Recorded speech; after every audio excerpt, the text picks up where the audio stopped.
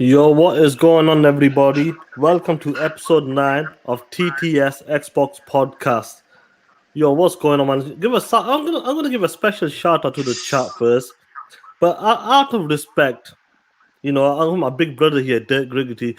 Do you mind reading the first comment, please? The first comment.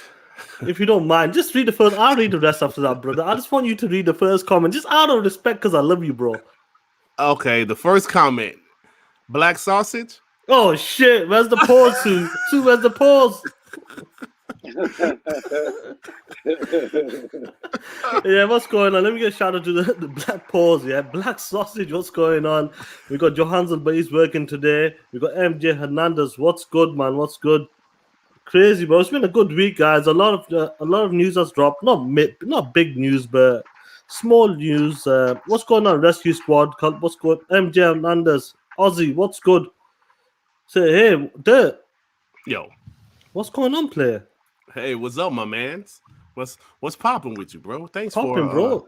Thanks for having the show at this time slot. At this time slot, does it work out good for you, bro? It works out good for me, sir. That's good, man. Look, WBG was fire last week on your show on Monday, and you dropped a nice video yesterday as well. And it seems to be getting a lot of traction, and a lot of people have liked it. So, shout out to you, bro. Oh, thank you, man. Yeah, I did a nice little video about this PlayStation guy that gave Game Pass a try, and he's actually enjoying it. So check out that video, man, if you guys haven't watched it. And like WBZ last week was great, man. But damn, you guys were some supreme. You guys were supreme Xbots. Holy shit. We couldn't get through the show without you, Tsunami, J-Rock, like who was our guest, Johansson, Devin, and R&B. Y'all couldn't stop talking about ponies, man. Named everybody but you. It seems like you the off one. Huh? I said you just named everybody but you. You're the off one. I didn't say anything, Sue. We had the energy. Where was your energy? Your mic's gone bad too again. It's gone low again. Erodimus, what's going on, bro? Let me know if you want to come on the show, Erodimus. Bay Area, what's good? A Dogo with a cool saxophone, what's good? MJ, like you said, bro, TTS all day. Z Black Rider, I'm still on my first coffee, bro. You're going to be on your second, your third, your fourth after this show, bro. Keep going. Gee whiz, what's going on, man? About time to go on, bro. I said, you just named everybody except you. That means you was the one that had the off energy. Where was your energy? Where was your TTS energy? I had the host. Oh, man. You see, sure. Listen, when you hosting, it is different, though. Because you're looking at the chat, you're kind of looking at the computer, what's going on. Yo, Jigga J, what's going on, bro? Man, I sent that comment. Obviously, it wouldn't come up because obviously we're doing the F-bombs, but I might use that. I might use that quote you used for another video. So don't worry about it. Erodimus, you got 40 minutes, bro. If you want to come on, bro, just let me know. I'll send the link. Mr. Keemer, the one and only Good Friday morning Xbox gamers. What's going on, man? Hey, Sue. Yo. So Dirt was upset on Monday, it seems, because we were talking that shit. We went full bot mode. What do you have to say about that? It's like when you this is the best way to explain it. It's like when you black, but then you get around white people. Oh shit! Other black people act extra black in front of white people. It's like, come on, we're supposed to keep that around us. We can't be out here saying the N-word. So we was being too black in front of the white folks. So Dirt was like, that was too bot. You can't go to that bot in public. That's for us. Man, y'all went full bot Monday. No, I mean, I was talking shit, man. It was a funny show, bro. But I listened back to all of our show. I said, holy shit, damn, we was really some bots Monday. But it was a funny ass show, though, man. It was funny though, because that clip we did at the start, like me in the roles. My brother sent it. He watched the show yesterday, I believe, or day before. He goes, "Oh, you're funny guy." He goes, "It was funny what you did there." He goes, "It was good. It was some funny shit, bro." Yeah. Really, what's going on, bro? Dirt needs to teach. No, listen, Dirt. Let me get Erodimus in here before we talk shit. Come here. As you can see on the screen, Dirt. What does Ray say? What's up, y'all? What's going on, Erodimus? I'll get to you, my big brother. Yeah. But Ray, Dirt needs to TTS. Tell this motherfucker he needs to TTS because You know, Ray Ray talked about Scrum Punks last time, or was that someone else? It might have been Ray Ray, yeah. Ray Ray goes, I hated that shit because he wanted you to talk more shit, but so there on TTS today, you gotta be talking that shit, bro. I'm gonna talk that shit today, bro. Yo, So Erodimus, I'm not hosting. Erodimus, I'm not hosting. What's going on, Erodimus? You good, bro? Oh, yeah, I'm good. I'm good. Whew, just so much stuff going on, but You I'm busy good. man. Busy man. Yeah, work, school, kids back in school. So Oh, freed Your up my kids back in Xbox. school? Oh, sure, Yeah. they're in private school or some shit, bro. No, it's the school district out here started yesterday, man. It Oh, started wow. yesterday. Yeah, man. So we I know in Connecticut working. we starting like middle September. Oh, first seeing out my kids start in 2 weeks. So it's like crazy per state, like That's weird. Like what Baines just said in the chat. He goes, like Robin Downey Jr. said in Tropic Thunder, never go full retard, never go full black in public. Never go full button public. Well, that's all the time for dirt, ain't it? Oh, Full black. shit. Oh man, I can code switch, sir. You I can't can switch the code code, switch. bro. I don't can do be it. talking to my supervisor say, hey yo, mama, what time? Make sure you approve my time sheet, bitch. I don't say no shit like that. I'd be like, excuse me, I just want to make sure that I want to let you know that I submitted my time sheet, and I would truly appreciate it if you approve it as soon as you can. Thank you. Man, he be bot switching. Yo, bro, you're there. You must have upset Ray Ray, bro. He doesn't. The show was what the fuck? I think you're talking about Ray Scram Ray? Punks, bro. I think you're talking about Scram Punks. Yeah, definite, bro. Yeah. Bro, that's the best thing. Hey, yo, ever Ray, done. why was Scram Punks trash, man? Explain, really. Explain bro, yourself. I'm curious. Why was Scram Punks trash? You know? Oh, man. Too much Stadia talk. Oh, shit. Talk that shit. Talk that shit, Rodimus. Too much Switch report? Oh, no. Oh, Oh, shit. No. Anyway, guys. Come to find out, I forgot who I was talking to. I was like, yeah. Somebody was like, yeah. All the people from Scram Puffs be talking shit about Xbox now. Now you got Moss, you got Bunny. I said, Bunny talking shit. She's like, hell, I guess you talking hella shit about Xbox. Yes, I said, do. oh man. Yes, she do be talking shit because she be on I saw her on some other Pony podcast once or twice. I mean, I still got love for her. Was it Sick Humor or somebody else? Yeah. Okay. I still got love for her, ain't That's personal. good. There's nothing wrong with it. You gotta talk your shit, bro. Straight up. That's the type of But she content you want to do. But she never got a PlayStation. I didn't get it. I didn't get the. I think she got a PlayStation now. She's got one. Oh man, it's fine. It's good. I like when people talk shit because this is a console war. I hate when people say, "Oh, I don't like to pick sides. I'm a neutral." Get the fuck. Dude, what was that saying that guy put in the comment for us about neutral or some shit? He said, "What happens when you put your car in neutral? Nothing. It goes nowhere." So I was like, "Oh shit, that's pretty good, bro."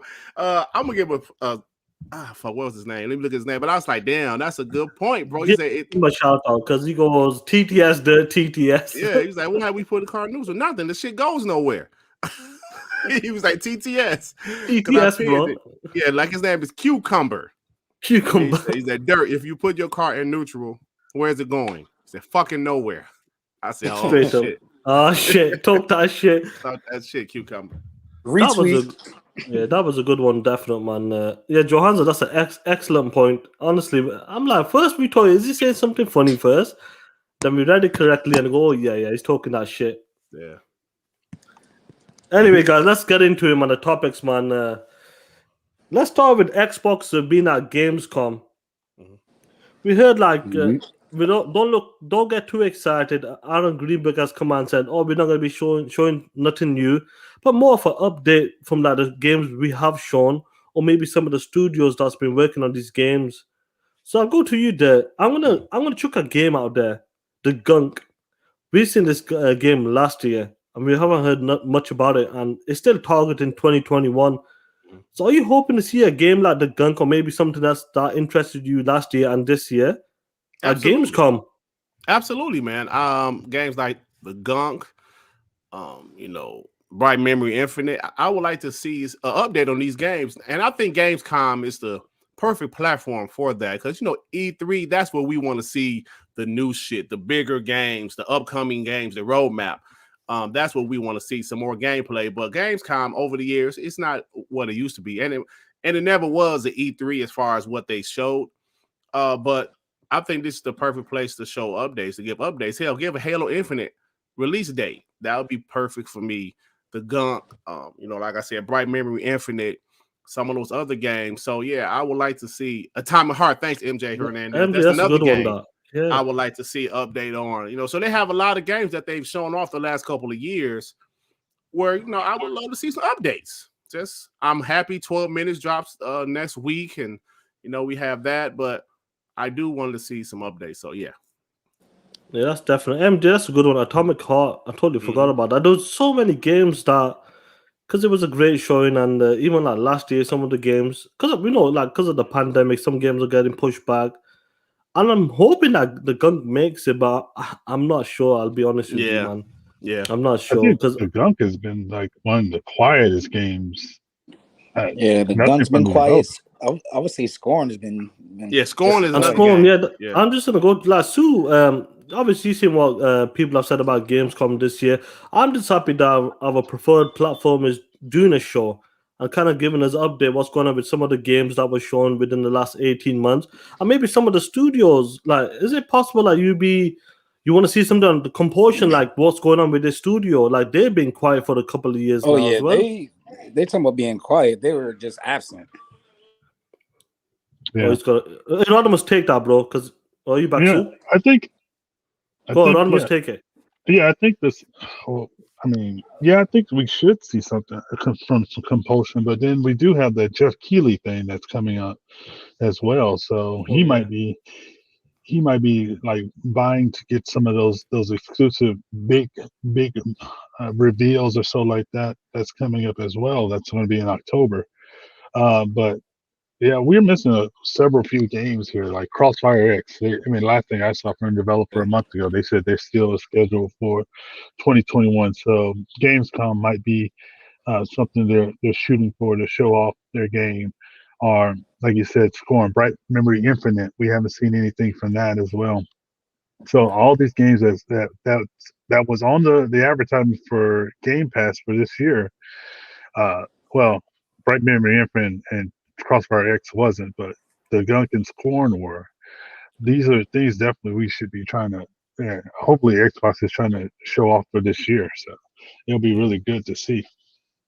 Yeah, it'll be interesting. Like Paulie Barber said, like what you just mentioned, Crossfire X, and we know Remedy's making the campaign. Obviously, the multiplayer's been going on for a minute, but I think a lot of people are interested in the campaign. The winter, Will, are you there, bro? Can you hear us?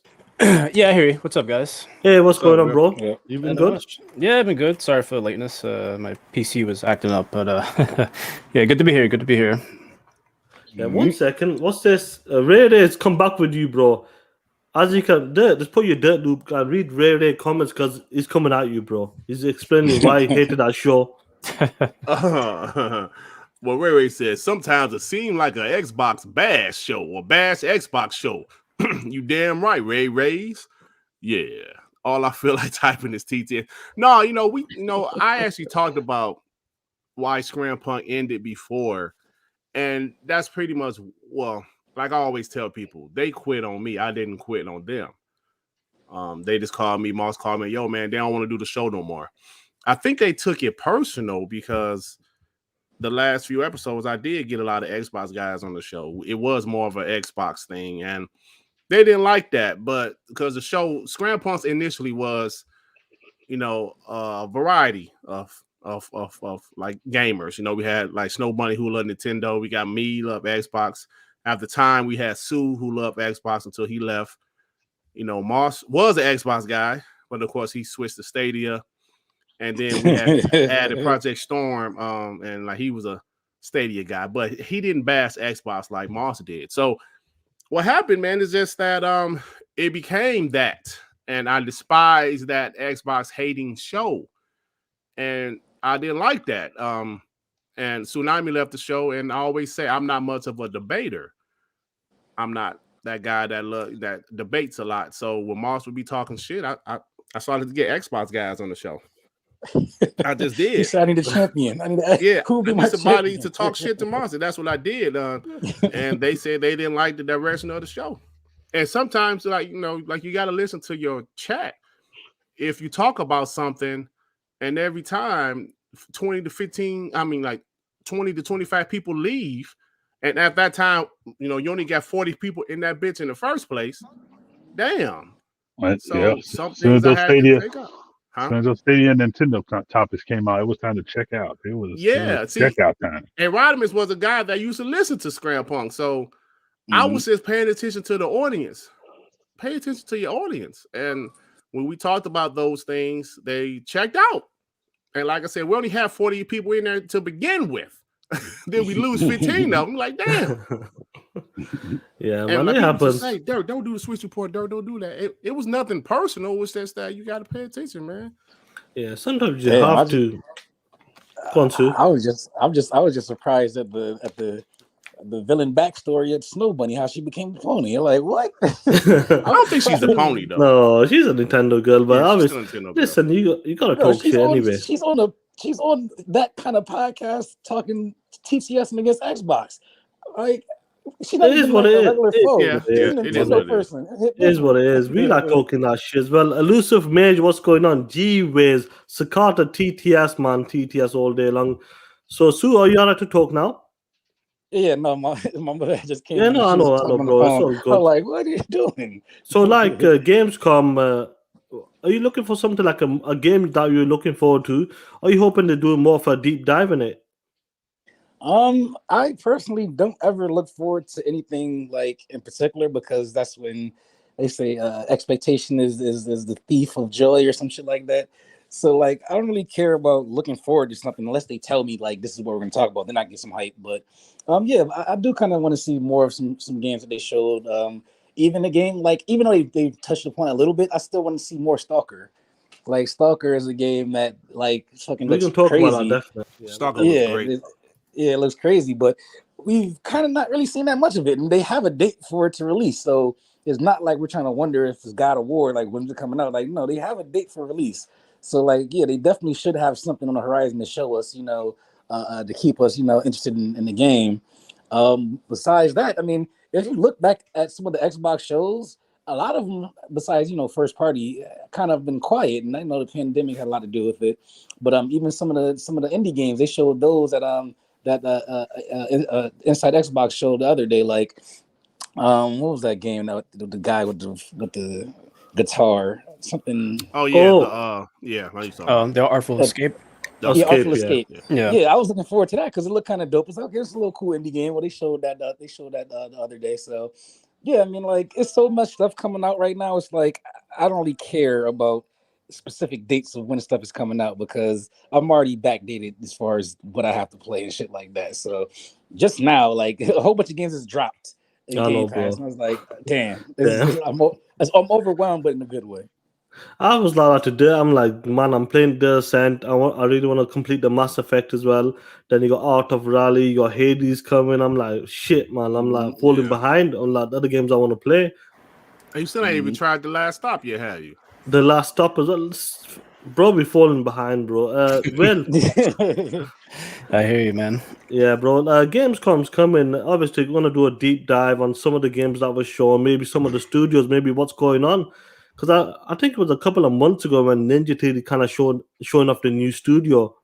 Maybe Compulsion Games might be showing off the new studio. Maybe you might see a glimpse of what they're working on. Is there a certain game or a certain studio that you want to update? You're looking forward to?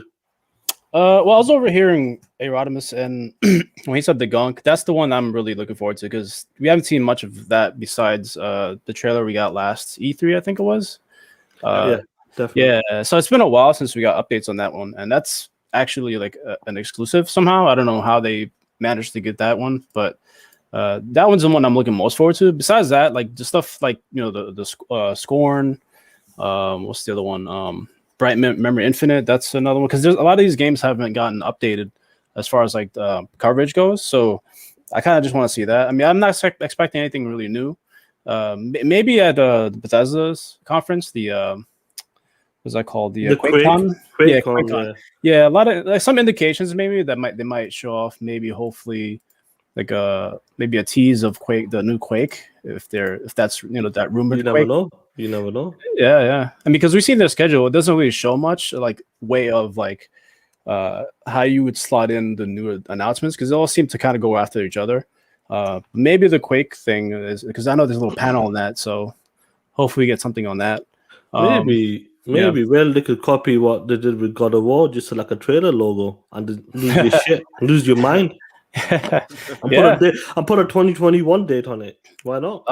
That'd be dope. Yeah, because 2021, it's kind of an interesting year.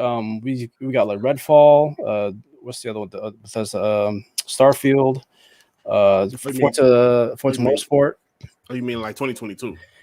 Oh, 22. I'm sorry. 2022. Yeah. I'm like, I lost track. Maybe an update on that. Maybe they might do an update on the motorsport. What's going on with the engine? Oh Well, fellas, but you know, Aaron Greenberg did say updates on already announced games, and they've been announced. Oh, that is true. That's right. Fuck, you're right. I'm sorry.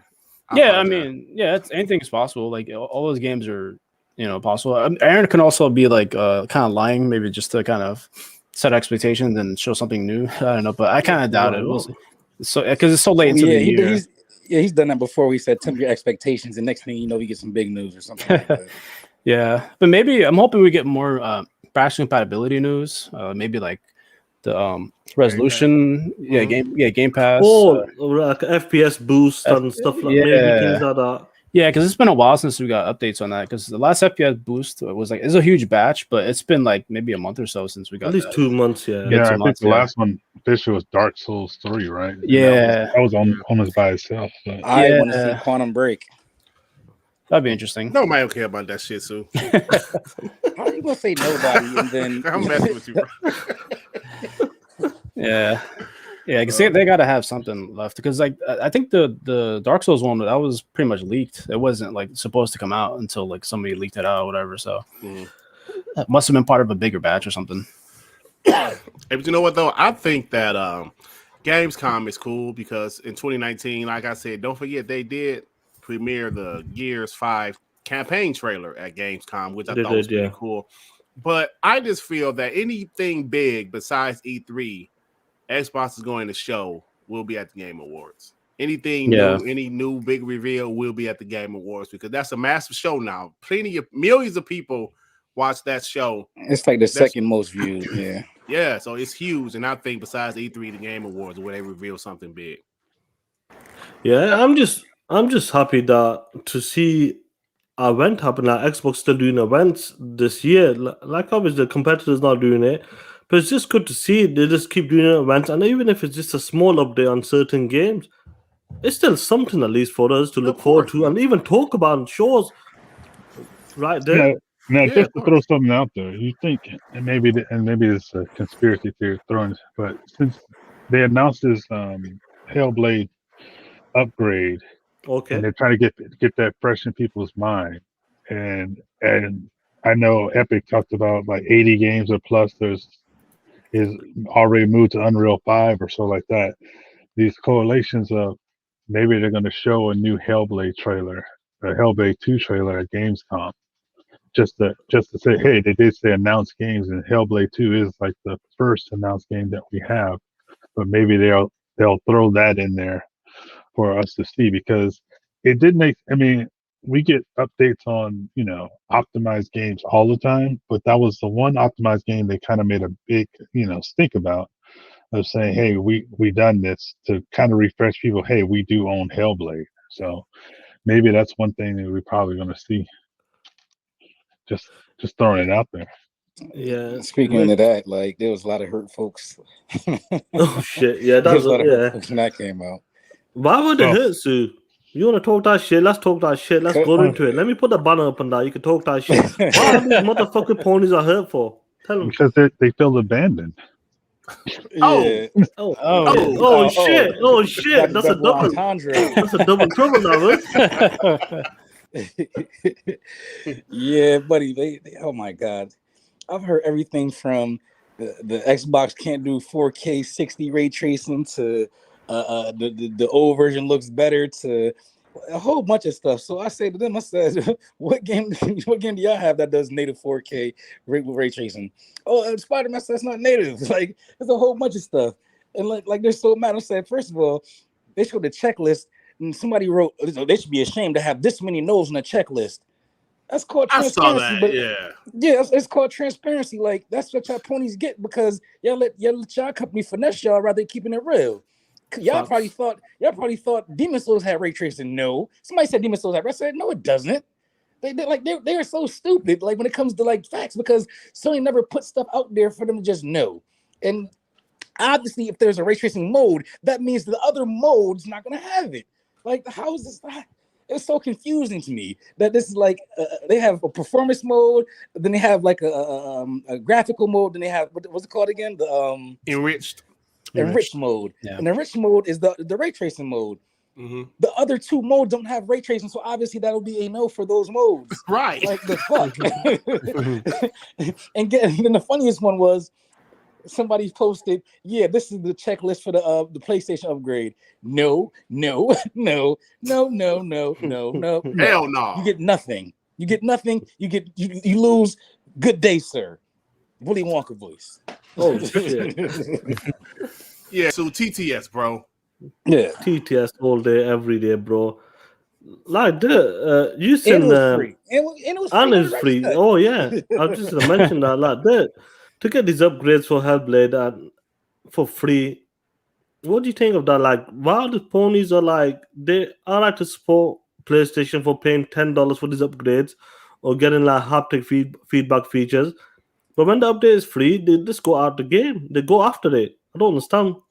Bro, if there's a game like Hellblade that is on the PS5, the PS4, it was exclusive for like what 6 months for the PS4. 1 year, I believe. 1 year. Now they have the Xbox upgrade.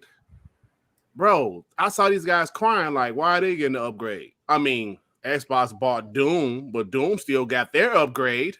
I mean, they bought, Bethesda, but Doom still got their upgrade. Mm-hmm. Bro, stop crying. Stop crying. Xbox purchased Ninja Theory 2 years ago. Right? The Bethesda acquisition wasn't finished until earlier this year. Just stop it. And it's crying, man. I just don't get it. Maybe, you guys said maybe System can't do it. We don't know. I'm sure you can do it, but you guys say you want Xbox to be more aggressive. I want Xbox to be competition. I want Xbox to even try to be competitive. Now they're trying, they're being competitive, and they're the fuck, man. Yeah, pussies. That's what they are, bro. Hey, to be fair, I wish they did make the PS5 upgrade. So we could charge them motherfuckers $10 for the PS5 patch. Give me the $10 and the Xbox will get it free. I'd have loved that. That'd have been hilarious. Yeah, bro, man. Like what Ray Ray said, tell them bitches to stop crying. They're a bunch of soft motherfuckers. That's all they are. Exactly what you said there. When they said we want Xbox to compete, go toe to toe, do these tactics, these time exclusive, and like with Final Fantasy, we got no idea when that game's coming out for Xbox. Mm-hmm. When they start doing this shit, bro, they start crying. They say, "Oh, Xbox is anti-consumer." Get the fuck out of here with that bullshit. You love to see it, but they're a bunch of pussies, and they love to cry, bro. Straight up, man. Ow, my pussy hurt. Oh, hell no. Oh, shit. Hey, we trying to be PG-13 over here, ain't we, Sean? He just said pussy 10 times. Stop. Oh, yeah, you're right.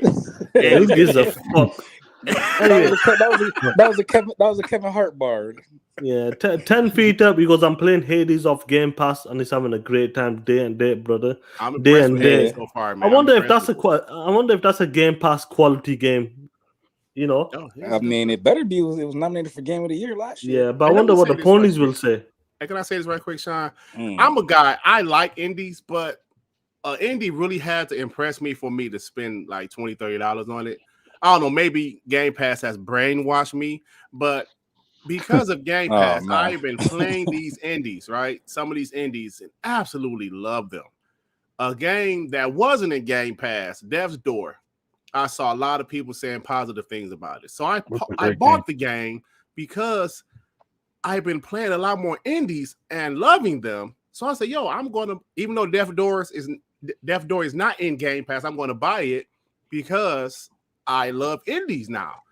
And absolutely loved it. Loved Death's Door. The game was amazing. So playing these games in Game Pass has really opened my mind, made me play some of these indies. And these indies are pretty damn good. So and like Hades is that. another game I'm enjoying already. Yeah, like you know that video you did about that PlayStation gamer. He goes, he would never play that game. You told me to play. Is it Last Stop, that UK game? Last Stop, love it. A game you would never ever look at or buy. I wouldn't have even sniffed at that game, but because I do like Telltale type of games. So when I saw it in there, I was like, I guess I'll download this shit and give it a try. Instantly, the story grabbed me instantly, and I've been playing it. I could have finished it, but I didn't want to finish it yet because I love it so much. You know what I'm saying? I've been taking my time. Somebody made fun of me because I said that about beating games. I said sometimes when I get close to the end of a game, I kind of pause because I don't want to finish it because I like the world. I'm used to taking time with certain games, and they're just giving us, or me, I can't speak for everybody, but it's giving me just an opportunity to try some games out that I wouldn't even thought about trying out. And if I don't like them, delete.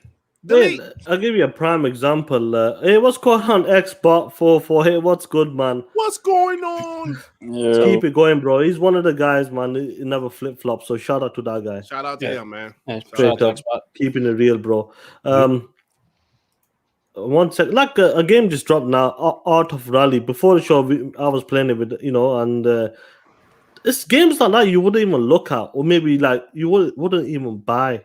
Right. And that's the opportunity that Game Pass gives to try these. The Ascent as well. That's another game. Even though that game is great so far, I feel like a lot of people wouldn't have. I wouldn't have bought it, because of the camera view, isometric. I think a lot of people would have been put off by that. But with the service you pay with Game Pass, gives you opportunity just to try it. Like example with you, just the Last Stop, you were like, nah, let me look at this shit. Let me take a look at this game. 1 hour in, bro, you fell in love with it. I fell in love with it. Told you about it. Told my daughter who loves those Telltale type of games. I said, yo, check this game out. She's like, is it on Game Pass PC? I was like, absolutely, check it out. And yeah, man. And it's a great. I mean, like the graphics aren't great, but the story is why you're playing the game like that. And the story is amazing. 3 different stories going on simultaneously. And this is a great game, man. It's a great game. Man, y'all sound brainwashed. You're right. Oh, shit. We're brainwashed, bro. You're right. If anything, you know what I felt? You know what I felt like after Game Pass? I felt like we were brainwashed into believing there's only certain types of games that are worth playing. Like we laughed at PC guys. Right. We laughed at PC guys. Like, you like the little weird games. Then all of a sudden we get Game Pass where we can just dibble and dabble at certain games that we might not have played, and we end up loving them. Like I feel like I've become a more diverse gamer because of Game Pass. Because one, the cream rises to the top because all the stuff that's quote unquote not worth playing, we never hear about again. But then these other games that you would like keep hearing this buzz about, you say, okay, I keep hearing about this game. Let me get this game a try. Like the Ascent has literally been number 1 from non pre-order games, number 1 on Steam, and I think that's strictly because of word of mouth. Like any game that comes to Game Pass has like a natural platform to be tried out more, and people talk about it more. So therefore, if it's a good game, you're gonna know about it.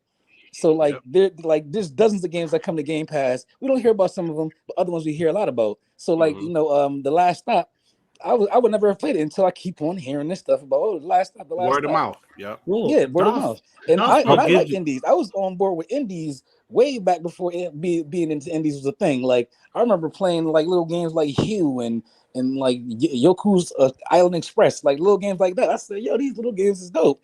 But then they called us Tinky Winky games, and you don't play real games. You do triple.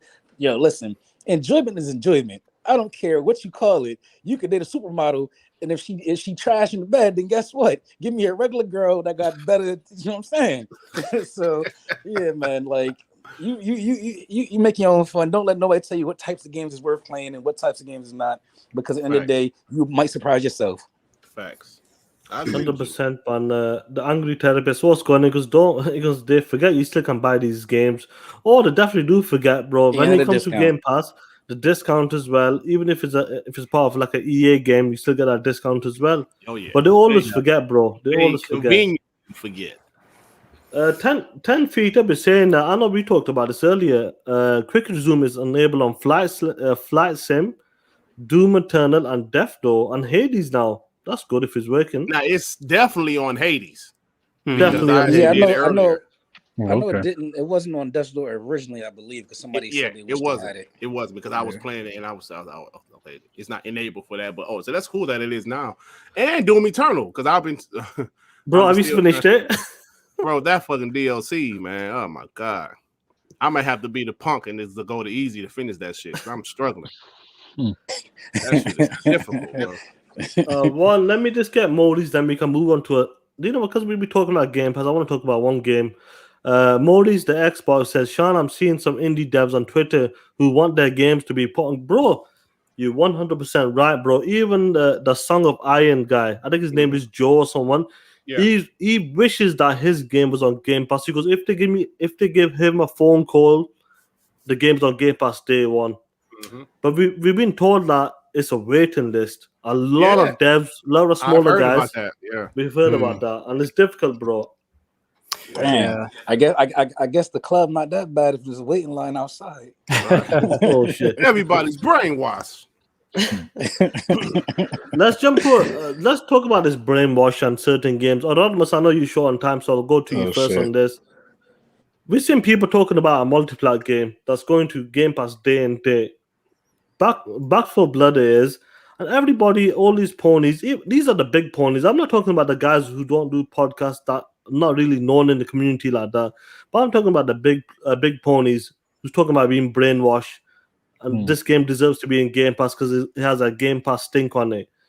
What's your take on that when you see a game like Back 4 Blood that's going in Game Pass day and day, but it's not going in their own service? Why are they downplaying it for? What do you think of that, bro, when you see shit like that? Well, I think they are. It is a lot of cap, but I think it's just they're brainwashed to think if it ain't cost $70 and it's not exclusive, it's trash. It's like you have to have that premium feel. You have to have that Apple-like experience on everything to try to justify that it's a great thing. And then to say a game that's, just like Left 4 Dead has, and I've heard people raving that played the beta that said, hey, it feels a little bit better than Left 4 Dead. That this game is good, but then it has that, it's going to Game Pass day and date. It has a stank on it, just like the Psychonauts. And that's a Psychonauts 2. So I just want to see how, if that Psychonauts 2 gets a high 80 Metacritic score or something like that, are they going to tempt themselves to not buy it because it's a Game Pass fodder game or so like that? And it won't be like, I doubt they're going to, casuals, they're going to see the score and they're going to say, man, that must be a great game. But then for them, it's like, it's got that stank on it. I can't purchase. I can't play that game because it has that Game Pass fodder stank on it. So, but we'll see. It's just a mindset where you gotta try to destroy Game Pass no matter what. But then like Dirt's Video, and then you got all like AP99. These jokers getting Game Pass, trying different things, and then they say, wait a minute, this is a great deal. This changes my whole outlook on getting games or something like that. Right.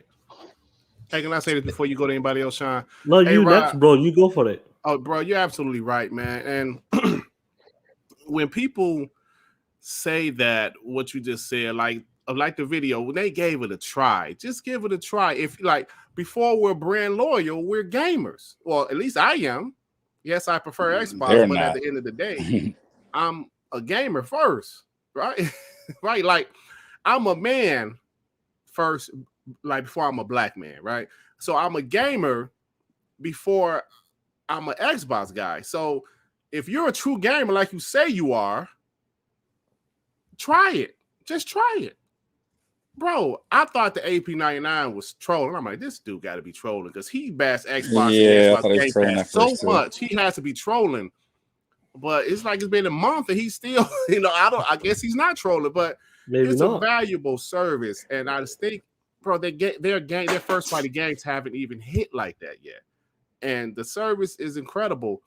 So just give it a try, man. I wish I had something like this back in the day. I really wish I did. It's just incredible. And some people was trolling. They came out with videos giving backhanded compliments. So you're giving backhanded compliments because they did feel those things. They were on their Xbox more, playing more games than they have, but they had to say it in a backwards compliment kind of way just so they can trash it to maintain their side of the line. But I'm pretty sure if you look at the playtime not matching up with the party lines. Yeah. Go ahead. Well, I was about to say this. Oh no, it's Alice did a video where he made a good point.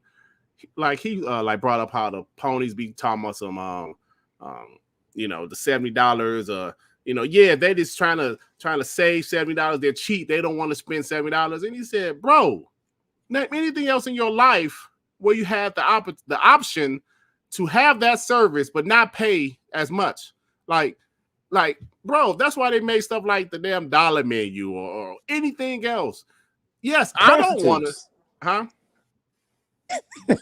What's that? That's and prostitutes. Oh shit! Oh shit! No, but the point is, if I can save money doing my favorite hobby, why wouldn't I? Why wouldn't I? If you can get this, I don't know. Like you say, Sue, if you can go to a buffet and you pay one price for the whole buffet, but some dude come behind you like, yo, I want to pay per plate. Per plate. Like, what? I could pay $30 and it's not. the And it's the same food. It'd be different. If it's the same food. That's like, but listen, bro. Yes, I understand. We always pay for our games, and I'm going to pay for games I want to own. You can still buy these games.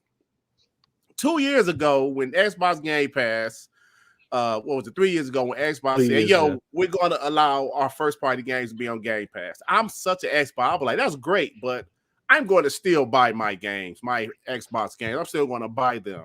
Man, that shit hit me like for what? I mean, I think you're going to play them, you're going to finish them, and they're going to sit there. And I said this once before. I did one of Optimus Code Spaces. It's a paradigm shift right now. We saw it with movies, we saw it with music or so like that. Why nobody? I name one person that buys music now because they got Spotify, they got Apple Music or something like that. Who buys? Everybody streams it. As long as you get the same experience, you're getting the same experience as somebody paying for it. It doesn't even matter. It's just one of those things where it's like, if I see a Whopper for $5.99 or $5, and then I see it on the dollar menu for $1, am I going to go pay $5 because hey, it's a Whopper? I should pay $5 for it, not $1 for it. Right. Nobody says that. If you get the same experience, they're not cutting anything away from you. They're not taking anything away from you from being in the service. You're saving money. You're being conscious of value. The value you can take from it. Absolutely, bro. Absolutely. I can see if it was some shit like if you play it in Game Pass, you don't have your achievements. Like achievements won't unlock or something. But I was going to say that's how they feel. Like the PlayStation dudes, like, but I want to get trophies. I said, well, then you got to pay for trophies apparently, because there's like PS Now games. Yeah, the trophy still unlocked. Yeah, they still unlock. It's just they don't get the upgraded versions of the games. Okay.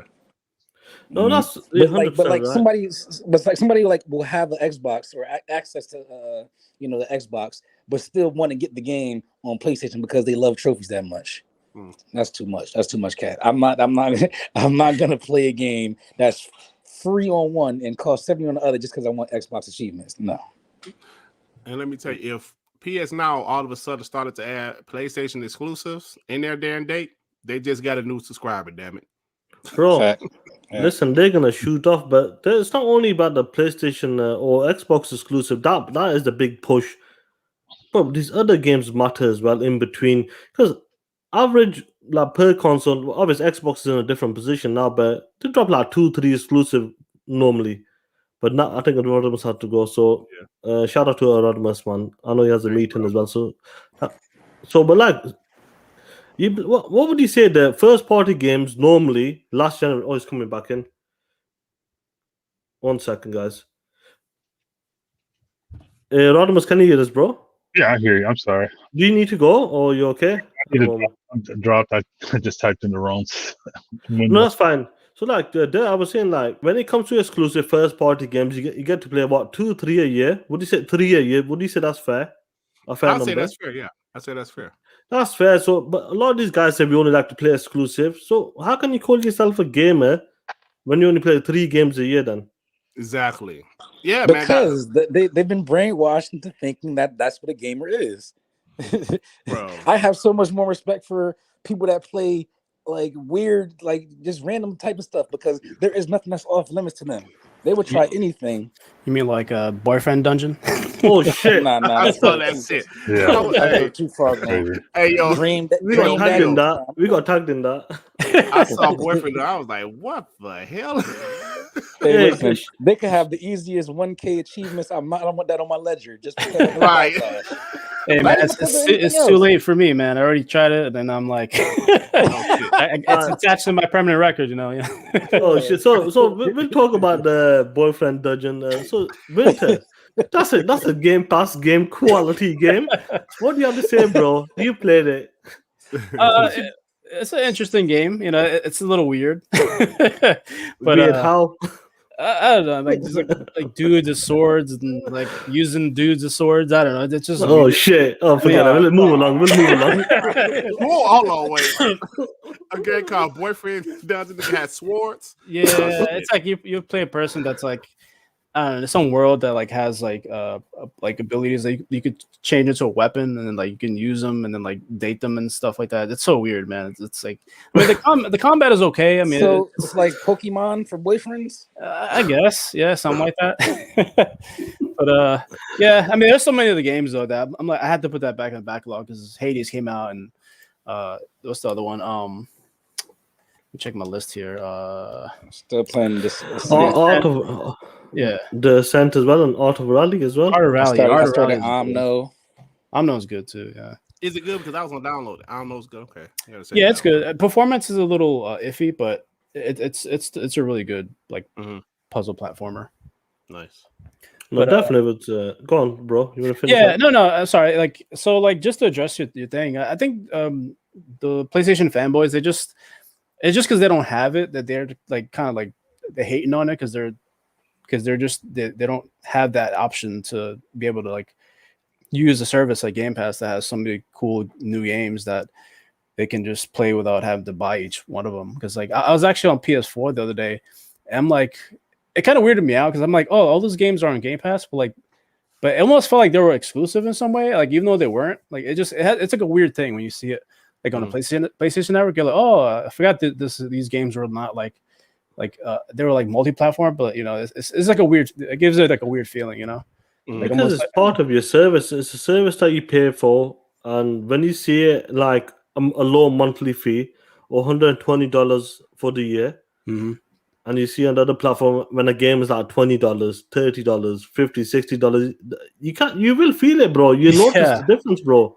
Yeah, it adds up after a while. Because I also buy indies that aren't on Game Pass. Like the current one that I bought was I've seen a few, yeah. Yeah, one called Foreclosed, which is like an interesting anime, like not anime, but it's like a cel shaded like cyberpunk style game. It's interesting. I bought Earth's Dawn, which is like it's like an older game. I actually gifted it to Zaire. It's like it's like a 2D. Bro, Odin Sphere game. He is not playing that motherfucker. Hey man, he was interested, and I was like, "Hey man, have at it." It was like $6, so I was like, "There's nothing." So I was like, "Maybe give my man Z." Yeah, it's a hack and slash. He might. Yeah, it's a hack and slash. So he would like it. Yeah, because he saw me post like the video of it on Twitter. And he was like, "Yo, what game is this?" I'm like, "Oh yeah, this is Earth's Dawn." And then because it was cheap, it was like $6. It was like so cheap. It was like originally it was like $29. I was like, Jesus Christ, this is like crazy steal. So then I bought it and I was like, fuck it, I'll just give it to Z and see if he likes it.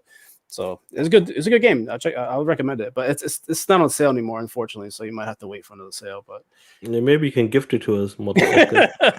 yeah. When the opportunity comes around, I'll look into it. We don't want that shit. That was one of them. I meant to buy Death's Door because I saw it was on sale. I said okay. And then I forgot that the sale only ended like that same night, and I forgot I just missed it. I said, "Damn it!" So I said, "I'm gonna buy it." $16. Yeah. I'm gonna buy it, but it's no sale again. Fuck that. It happens, bro, man. Yeah, but we can move on, bro. We'll move on towards it. I want to talk about a certain game. Go on, bro. I just want to say one more thing about the brainwash.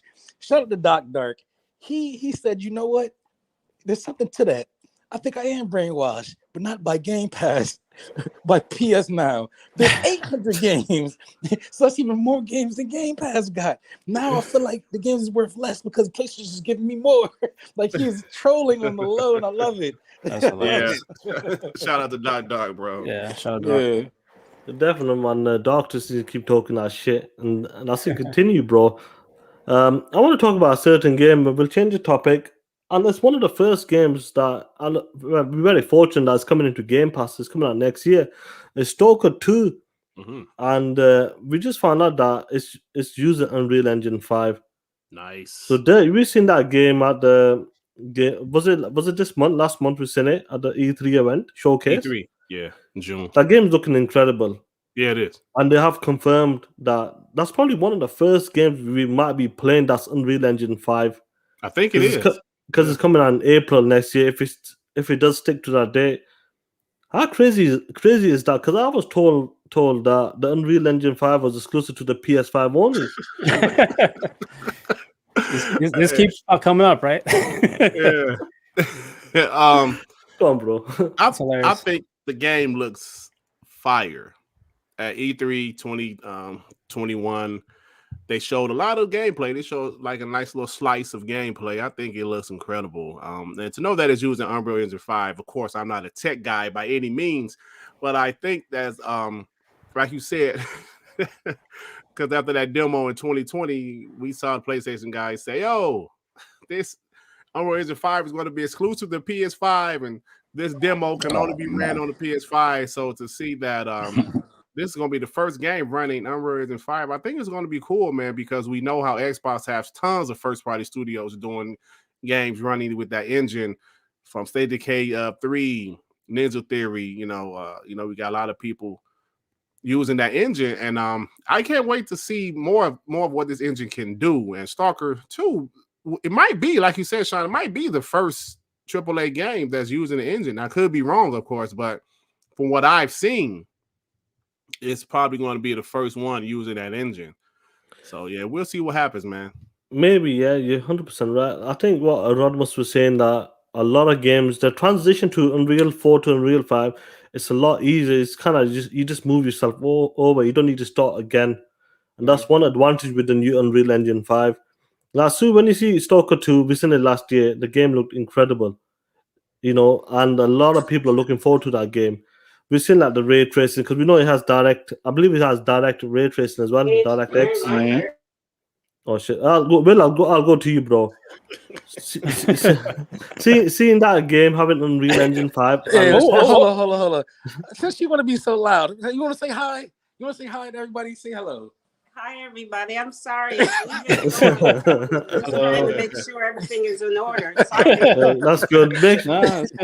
Make sure you whoop his ass. She wanted me to house sit, so she's like over here, she's like packing up stuff. But she's like talking like I'm not on the phone. But shit, go ahead.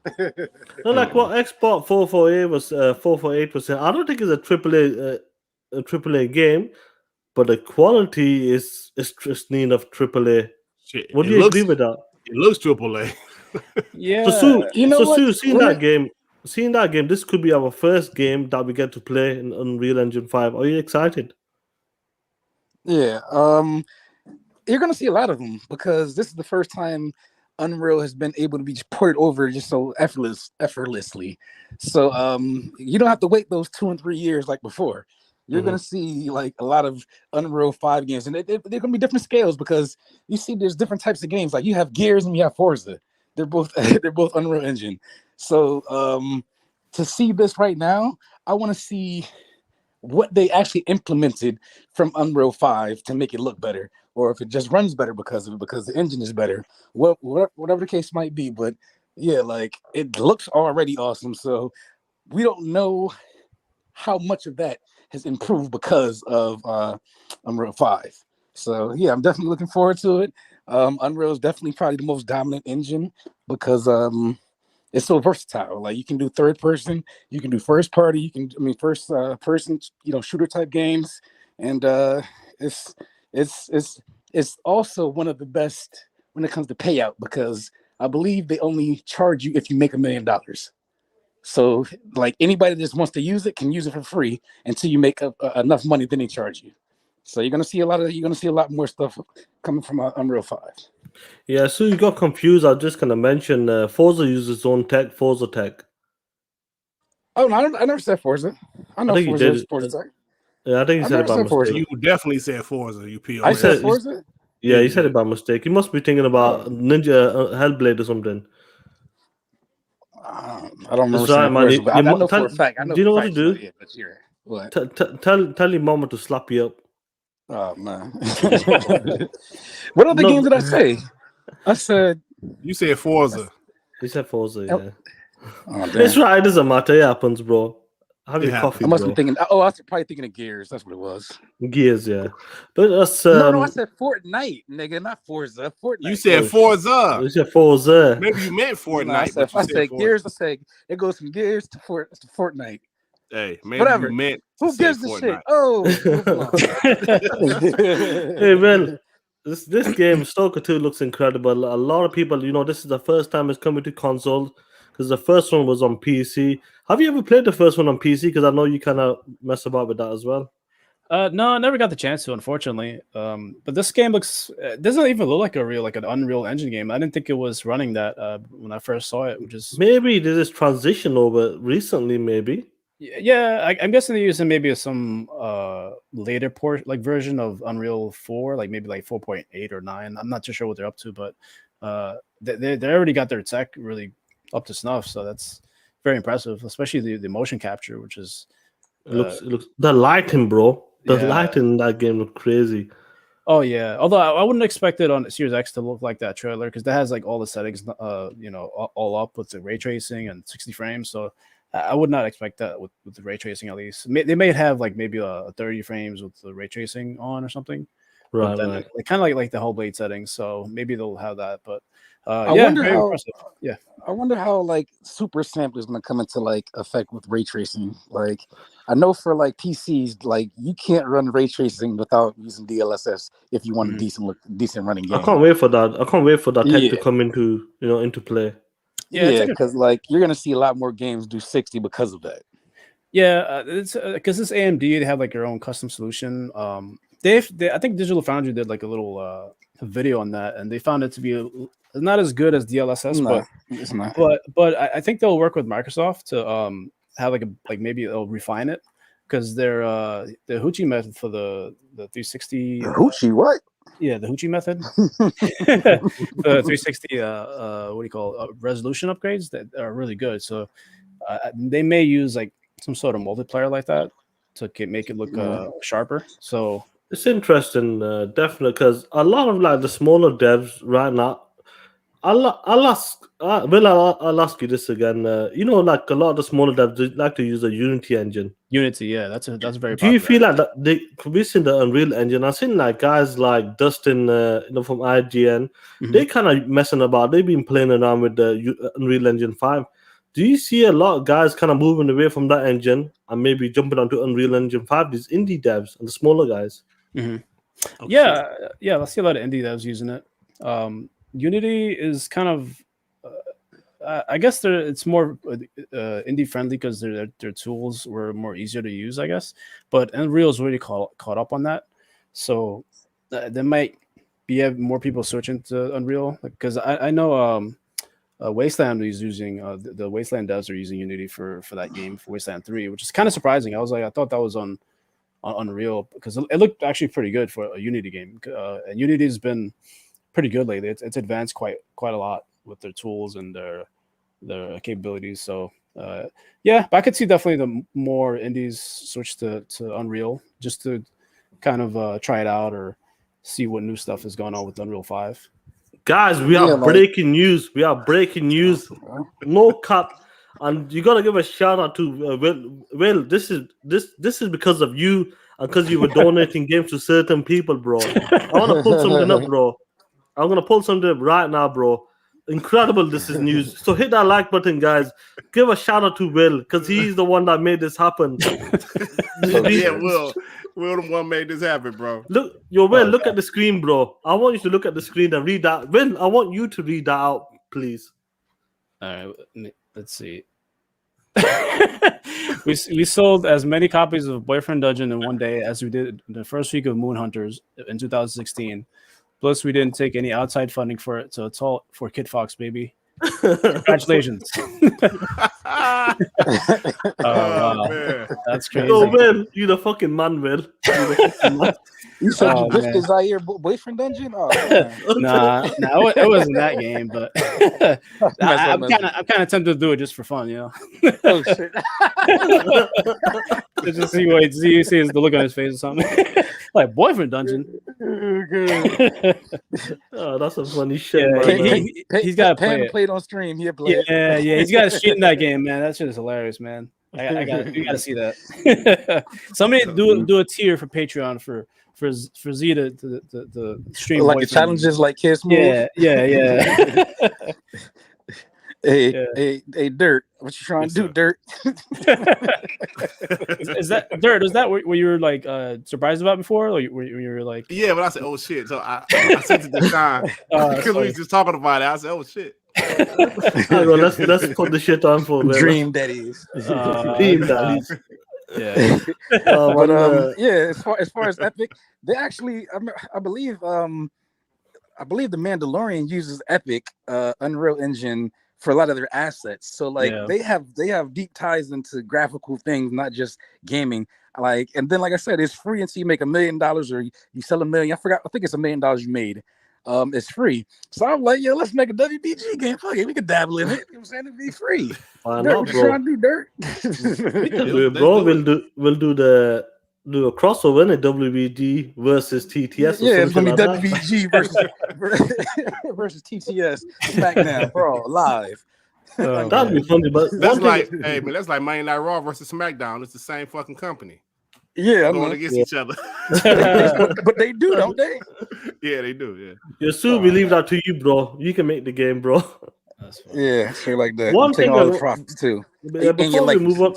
Before we move on from like Stalker 2 and Unreal Engine 5, one thing you got to give credit to, like you talked about the Mandalorian, and I've seen a lot of like people who make TV shows or movies using the Unreal tech for the like the background, for the graphics, and it's crazy to see that. So like with Mandalorian, how impressed were you with Unreal Engine 5? Like Unreal Engine 5 right now, bro. That's why Mandalorian didn't miss a tick when COVID happened, because they basically shot the majority of the show in a room with some lights and some green screens, and you would never know because they're outside a lot. And it looks like they're outside on a ship. It looks like they're outside in the forest. It looks like they're outside doing this. And they're just in one room. And then everything just looks real. Like they have these chase scenes and they have these big battles, and they're doing it all in their room. I believe only the Boba Fett stuff was on a mountain, but for the rest of it, like those effects and assets that they said they were done that were done in Unreal Engine. I said, this is a powerful device. Like this is crazy. Like and it looked real. It didn't look like a lot. The best CGI that doesn't look CGI. Like, when it comes to like characters, you can't kind of get away from it, but it's the other stuff like maybe a background that's not there all of a sudden being there, and you think that they're actually there. That's the kind of stuff that's impressive, and that's the kind of assets that make a game. Because remember when they came out with that the Unreal Engine demo, and everybody said, "Oh, the rocks look real. The rocks look real." Yeah, they look real. So that's what makes certain things, regardless of frame rate, regardless of resolution, the realer it looks is what makes it more impressive. That's why graphics and resolution aren't the same. You can watch a real NBA basketball game in 720p. It still looks real. It's not gonna look as sharp, but it still looks real because actual real pixels. When it comes to gaming, that's the part when you see of Forza and they have the photogrammetry, it looks real. And that's the kind of stuff that's going to be happening with Epic and the new technologies that are coming out. So I mean, I'm just excited for it. Yeah, it's going to be interesting, bro. I want to talk about something. We'll move on to Alan Wake 2. I know you're a fan of it, bro. Absolutely. So according to Gaming Bolt, Remedy and Epic Games are making a AAA game, and it's rumored to be Alan Wake 2, and it enters full production this same.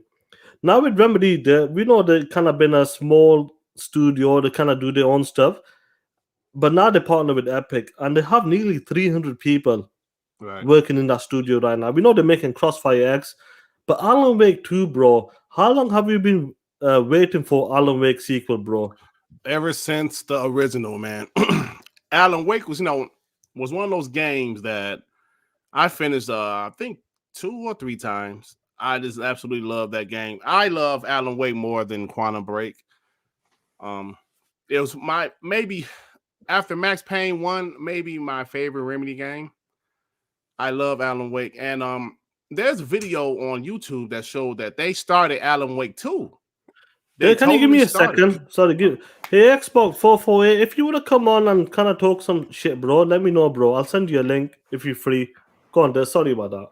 Oh, yeah. There's a video going on over YouTube saying, they actually have footage. They started Alan Wake 2. They just started it, but Xbox said they didn't want to do it, and that's when they moved their focus to Quantum Break. So Remedy wanted to do Alan Wake 2. Xbox said, no, we don't want Alan Wake 2 because Alan Wake didn't sell that well.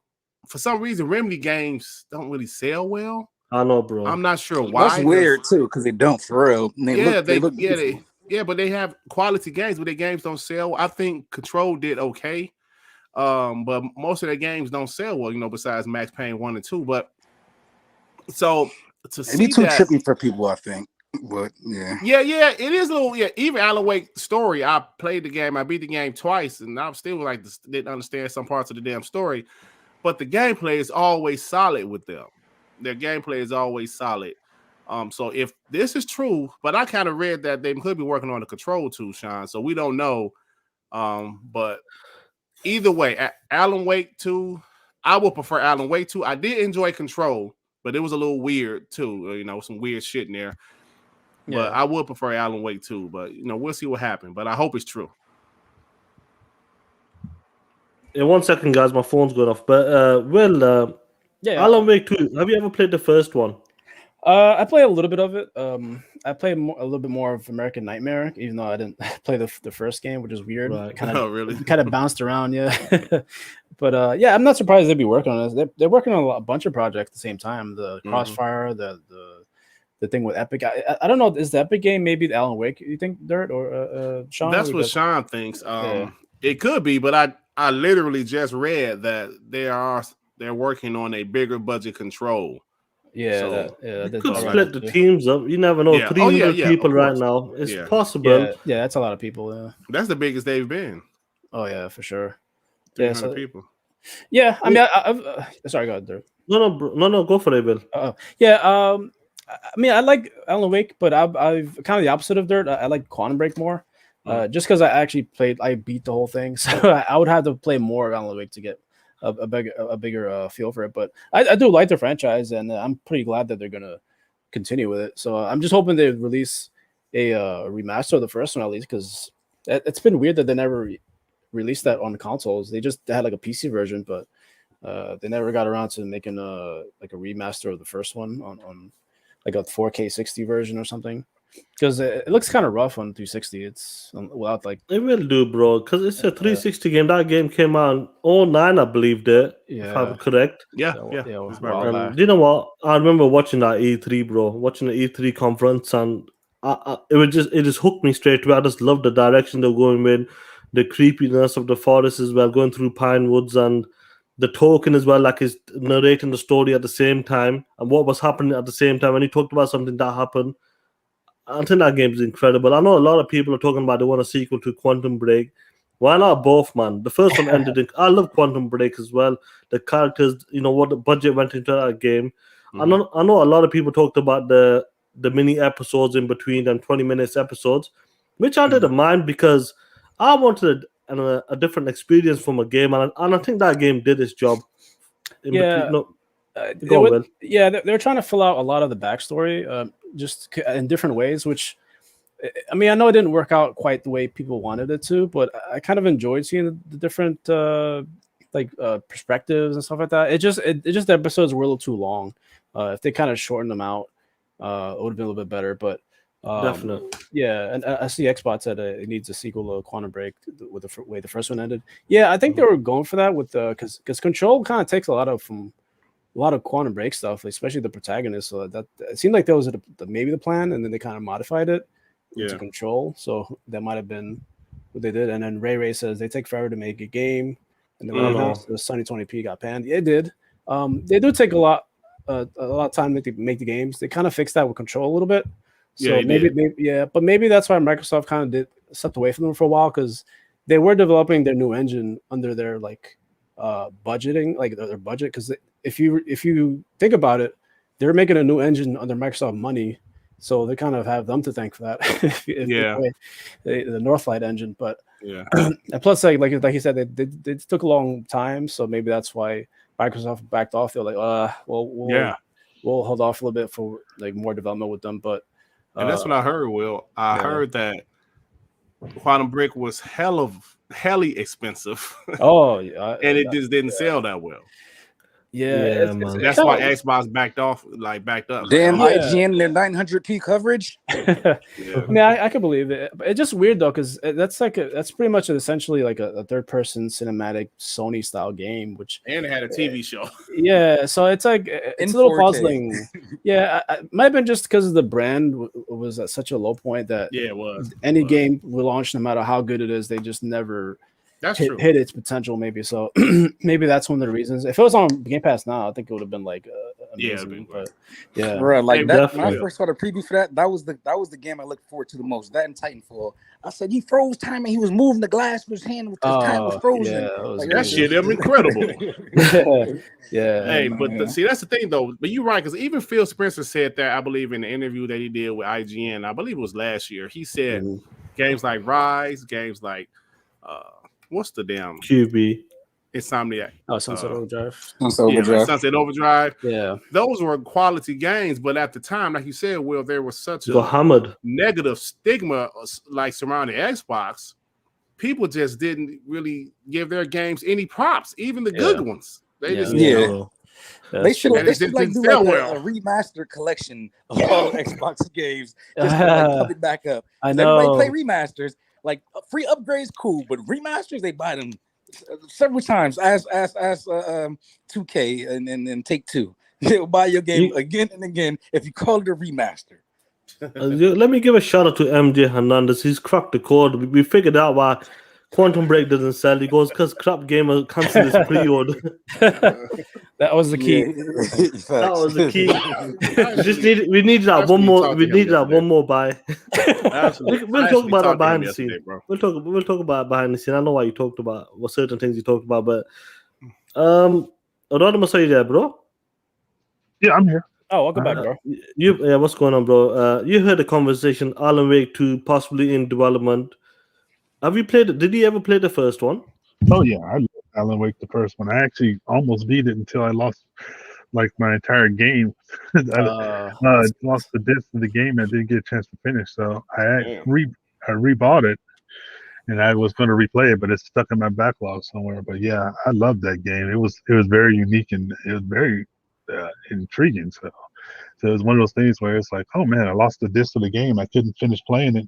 And I ended up buying it digitally, and I even bought the DLC. Start playing that, and it was just like, I got so much other stuff to play or do. So, but it was a really good game. So it's good to see that they're possibly making a sequel. Yeah, possibly making a sequel. Yeah. So. Is it something that you'd be up for? Looking forward to if Remedy? We know they're working on Crossfire X. They're doing a campaign, and they're getting ready for that to ship maybe this year, end of this year. Is it something that you would buy day one? I gotta see, because after playing Control, I mean, will it put me a little off? But I can see if they sell me on it or something like that to some of the same gameplay, or if it's some of the same mechanics, or upgrade the mechanics a little bit, a lot, but it'll be definitely a day one buy. So. Yeah, bro, man. I'm hoping that they do make it because I've been waiting over 10 years for that game. I know a lot of people want the Quantum Break, and that was a great game. But like what you said, they were getting hammered for I'm other not dirt. things. That's Yes. what it is, bro. And man.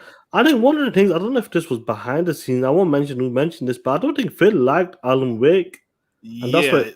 Phil didn't really care for Remedy, from what we Yeah, heard. from what we We don't heard. know how true it is. Let's state that we don't know how true it is, but we've heard that Phil didn't care for Remedy. Say they took too long to make their games, and I don't think he cared for Alan Wake. Yeah, that's what we Yeah, heard. that's what we heard. But we can move on, and I want to talk about GTA, guys. Oh And yeah, no, not GTA 6, guys. GTA Remastered. yeah. Oh, Can you I believe this told shit? you. I told you. GTA 3, GTA Vice City, and San Andreas. Like, so GTA Remastered is coming. Everybody's waiting for GTA 6 because GTA 5 was a megaton and it's still going, it's still massive when it comes to the online community. Are you looking forward to these remaster games? Or do you want them to do a full remaster, a remake? What do you think, bro? I don't think they're gonna do a remake because remake they we already know how they get with details. Now remaster, that seems more so something that they can do for 3 games. Give the polygons, not so blocky, shapes, change some of the textures, but you can for the most part leave everything as is and just update the graphics. Because doing 3 remakes, no remasters, I can see it. Because imagine them trying to remake Vice City in the same way that Grand Theft Auto 5 looks. That would take too long, let alone doing it 3 times. So yeah, I mean, for me, I think the thing that people are going to feel the most is going to be the actual gameplay. It feels a lot different rather than the graphics because we've seen a lot of upgrades in graphics, but the game still feels clunky, as people call it. And those games did have some weird kind of physics and driving the cars felt a little different than they do now, and just how to navigate your person and stuff like that. But as far as being excited for it, I would play it. I don't think I would buy it. I would probably run back to probably San Andreas because that was probably my favorite one. But besides that, I mean, it's cool. But I'm tired of remakes. I'm tired of remasters. Get with a new hotness. what a new hotness! Yeah, I can agree with that, bro. A lot of people are waiting for number 6. Unless it's a free upgrade. It's a free upgrade. I'm all in. Oh shit, nah, it's not gonna be a free upgrade. Brainwash. Come on, bro. Don't be stupid. Brainwash. Hey, What's Ray Ray saying? Hold on, I'm not going to need Sean to say son. it's You San you guys Andreas. Andreas correctly. Yeah. Kiss my ass, Ray Ray. San, Come on, San, come on, San man. Andrews. Say Andrew. Oh shit. Let me say this, man. Sean, you said it before, and I'm going to reiterate what you said, sir. I am part of the problem because I am buying the shit out of these games. I'm sure it's going to be one compilation, one disc, probably. Bro, let me tell you this. Sometimes we have to remember these games came out 20 years ago. Tsunami, 20 years, a full. I get that, but that's my point. It's still gonna feel like a 20-year-old game, just prettier. Yes, If you remake it and make it like Right, modernized, and that's different. I'm going to say this. They got to do something with the controls and the graphics, though, because I recently played San Andreas on the Xbox. You tried it. I was like, oh, shit. This is some grade A dog shit in 2021. Yeah, But I'd be wondering how I was aiming at certain stuff in certain games. I remember, what was it?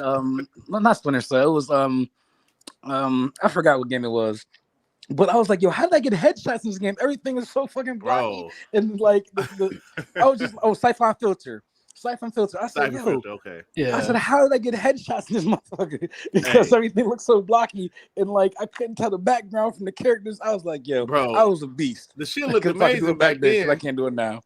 But I'll tell you, because I still got the GTA San Andrews, as Sean called it. I got it on that's a church. That's a church. on that backwards compat, like the 360 version, which was the same as the Xbox version, works backwards compat.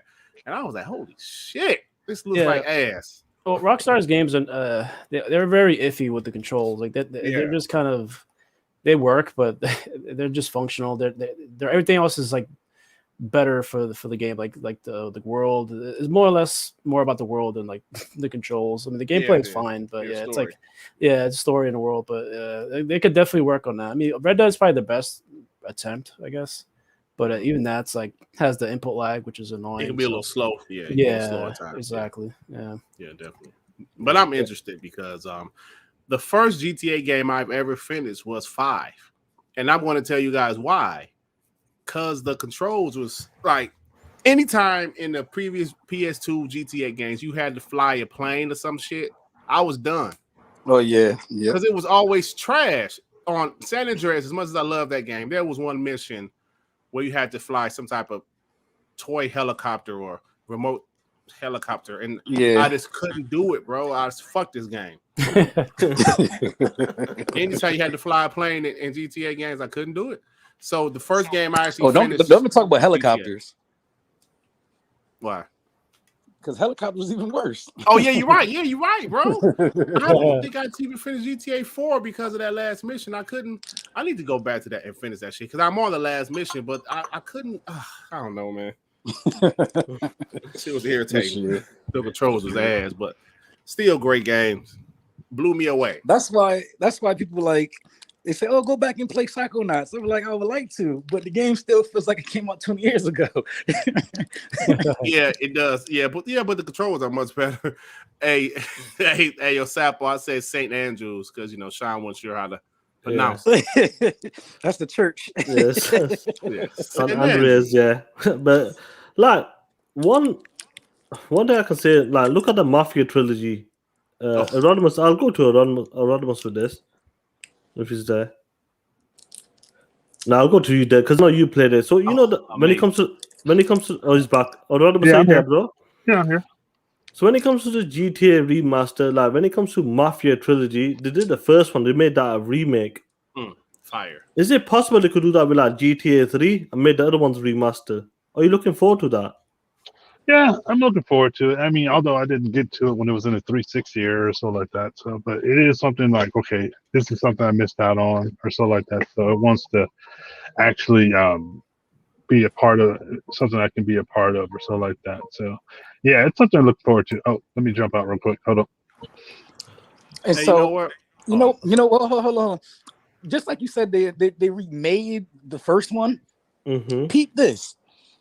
Where is Grand Theft Auto 5? It's the San Andreas. Right. All they got to do is just put the characters in it. And then that's true. That's true. Hold on. You're onto something. Maybe, hold on. Sean is onto something too, because you remember how Master Chief Collection, the only thing they really redid or remade was Halo 2.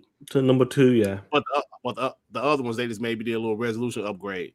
What if they do a remake of San Andreas and just remaster the other two, like you said, Sean? I think San Andreas was the most popular one before 5. It's the number one selling PlayStation 2 game of all time. Yeah, and like you said, that was there in San Andreas. Hell, what's that mission on GTA 5 where you're on the same street as like my man, like CJ and them? So, hey, bro, if they do that, that might hold on now. Because y'all got the city ready, right? City ready. But they still have to have a lot of work because the character models, the animations was so shitty. It's still, but it wouldn't be as bad though. Making new ones is not. Delete all the old shit. You can keep all the same audio files and then just get new body actor, put them in the little body suits and have them act the shit out, mocap, and just run the same missions. You got me thinking, Sue. You got me thinking, bro. That'll be fine. Yeah, right. It's doable. I mean, you got the 360 version already, so you don't have to scale down too much. Yeah, damn. Not even that. Fuck all that. Just use GTA 5 and then put the characters in that world. Yeah. Because the world already exists. They don't have to build the world. Yeah, San Andreas is GTA 5. They went back to LA. Yeah, they did. Yeah. But are these supposed to be like full? They didn't say if they're gonna be because they said remake, but it looks more like remasters. Like right, this I don't think it'll be. Yeah, They probably didn't show remasters, anything, yeah. so I don't know like Yeah. how it look. The only other part about it that would be interesting is, didn't they say GTA 6 is gonna have Vice City in it? They ain't say shit about GTA 6 except for rumors.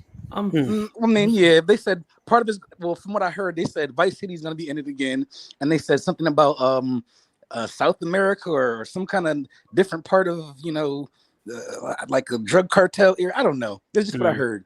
But if they do bring it back to Vice City, that's a whole nother little sandbox. I'm just saying. Yeah, that'd be dope. I want to play. Yeah, I want to play Vice City the most because I never got to that one. I played San Andreas. I played 4, but I never got to play Vice City for some reason. And this is back when video games would come out like every 2-3 years because it was the same ass engine. They didn't upgrade shit. All they did was change the level. Hey, don't get it twisted. GTA Vice City came out the year after GTA 3, bro. Yeah, and then we sitting here wondering how long has it been since GTA 5 came out? 2013. That's crazy. Well, it's about to be 10 years in between games. That's ridiculous. Like when you think about it, it's ridiculous. Yeah. Yeah. It makes sense because You know what? I'm on board. I want the remakes, not the remaster, I want the remakes. No, you want the remakes, but I think they're gonna do just one. I reckon personally, I think they'll do one, and obviously we know they're gonna remaster the GTA 5 as well for the next gen consoles. Oh my god! But it's interesting if they can do it. They're gonna milk that for another 5 years. You know that, bro. Come on. It's online. The online shit is popping. It's just killing it, and I'm not surprised. Because GTA is massive, especially with the online. I reckon that's what they're gonna do. These younger gamers that never played it, they're just gonna bring them forward and kind of get. Shit, here we go again. No, they're just gonna bring them forward. Let these guys play these games for the next 3 years, and boom, then Sean, GTA. They'll be ready for GTA 6. Sean, you missed the meme. That was a meme, Sean. Was it? Oh shit, here we go again. That was CJ, the meme. It was a meme. Who gives come a on, Sean. fuck? Yeah, come on, Sean. You gotta do better than that. Come on, bro. Come on. And on top of that, guys, they're talking about Red Dead Redemption 1 as well. That's going to be a remake or a remaster. That's another one they can do because it's in the same place, kind of. I mean, like the words kind of overlap. Yeah, I mean, we already have the 360 version that's like the boost, good. The 4K and the boost. Yeah, but they're probably gonna make another Red Dead that's like similar to GTA with their high res assets and stuff. Yeah. And that's what you can expect from these companies, especially like when it comes to Take-Two. They're just gonna milk the shit out of the franchise. Yeah. I'm okay with franchise being milked as long as you're bringing enough new stuff to it. Don't just come out and just try to milk it just to milk it, like fucking GTA 5. I want to see some new innovations. I want to see quality of life improvements. I want to see current gen tech being used, like ray tracing and physics and stuff like that. Like, make it worth my while. Yeah, man. Yo, Will, I know you gotta go, bro. No, sorry. Oh, you saying to Rodimus? I thought you had to go. Yeah, my bad. Sorry. I thought you had to dip out on that. No, that was just saying peace out to A-Rod. Yeah, who gives a shit about him? We don't need to say shit like that. Come on. The jokes aside, man. You know what GTA games are? They're massive games. I'm not surprised they're bringing them back. I wonder what kind of remaster or remake they're going to do. It'll be interesting. And I believe they're going to be in a package as well. Before we close this topic out, they're going to be in a package. All three of them going to probably be, what, $70, would you say? $60? Yeah, probably, 70. It should be 70, bro. Yeah, it's going to be 70. Yeah, it's 2K, so they're going to give you that tax, the K tax there. Unless it's on the PS4 and Xbox One. And I think it might be, so maybe it'll be 60. Oh, so you think maybe you'll get like an upgrade? But then the PS5 and Xbox version is going to be 70. Yeah, I don't know. Because all we have to do is look at what they've done already. They have cross-gen games, so they said this game costs this much, the next gen game costs 70. So that's what I would imagine will continue to go on. Yeah, that's true. I can see them doing that. Yeah, man, let's move along from this topic, man. And do you know what? I want to talk about something, the insiders, the Sony insiders. Time to go talk that shit now. I can't remember the pictures, but I'm sure one of you guys have the picture. I'll pull it up in a bit. Bro, we were told by the Sony insiders that there's going to be a state of play announcement. Was it yesterday or today? I can't remember. It was the 12th, which is yesterday. Tell me what the fuck was going on with these PlayStation insiders. Yeah, man, it was a few great PlayStation insiders that said, I didn't know there was such thing. But yeah, well, yeah, man, you will be wrong, sir, because this one guy in particular said August 12th, Xbox fans will cry, and he had a picture of Kratos and I saw that. Aloy. Yeah, Xbox fans are gonna cry, bro. That's what he said. So yeah, some other ones. I was like, what's this guy guys talking about? Yeah. I never understood, like, when you found out that is not okay. So if I say some shit about Xbox that I clearly know that I don't know if it's right or wrong, like, what do you feel like when you get like called out? Like, how do you feel like you can just rock like that and continue to keep lying? Like, what gives you whatever you're sipping on that gives you that courage? I think you should be passing out to the world. The world is more productive because they would just keep on pushing forward. Pretty much. Yeah, like when you see shit like that, bro, I'm gonna pull up the picture now in a second, let it load up. Like, well, when you see shit like that, we know the Sony insiders. They've never been. I'll be honest, I don't think there's even a Sony insider, in my opinion. Would you agree on that? Nah, it's just some dude, man. Some dude on Twitter, like, just putting stuff on. I just laugh at that. I don't get no. Never mind.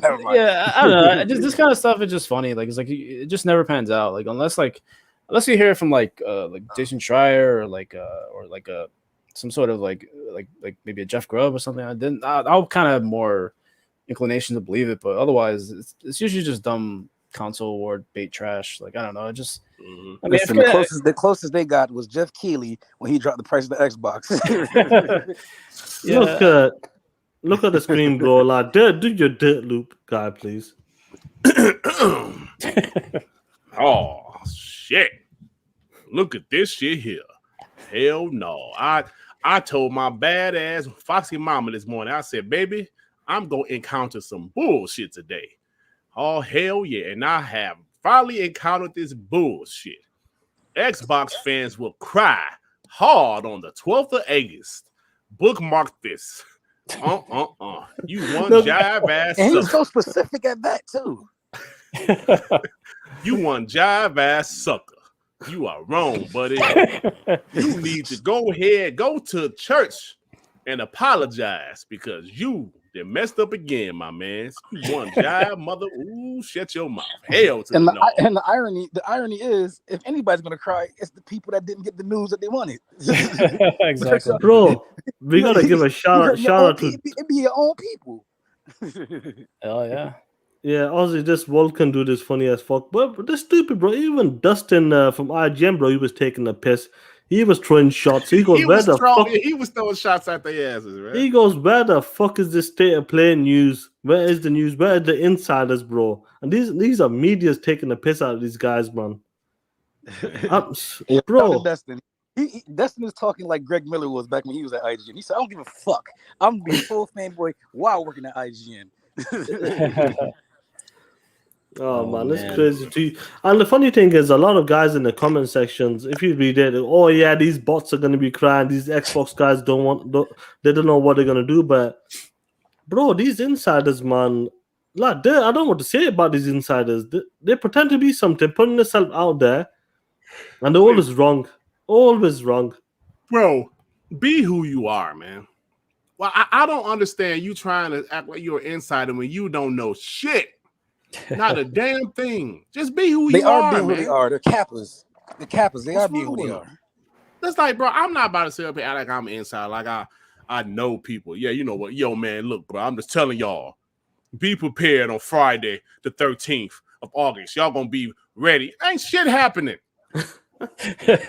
Bro, look about 10 feet up. So he goes, Nick from Xbox Era and Dealer are actually the PS5. I was just about to say that. Yeah, I was just about to say that. Nick, and Jeff Grubb as well.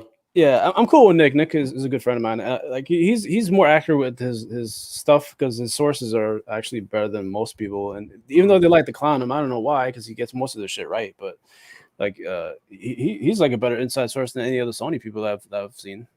Hey man, like, do you guys remember when Randall Thor last year said, "Yo, Horizon Zero Dawn is going to PC"? Yep. Do you guys remember how them Xbox boys went after him? Said they need to kick him out of the community. He's full of shit and blah blah blah blah. You mean the PS guys? Oh yeah, all the PlayStation guys went after him. Mm-hmm. He don't know a damn thing. To kick him out of the community, he full of shit.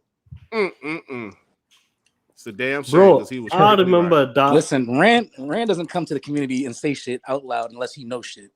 Right. Yeah. There's a whole bunch of stuff bro. I'm pretty sure he doesn't say that he keeps to himself because he knows it's bullshit. But once he knows it's real, then it becomes one of his theories. Bro, listen. I'm still expecting that Avalanche Studio acquisition to be announced soon because he was sounding pretty confident in E3.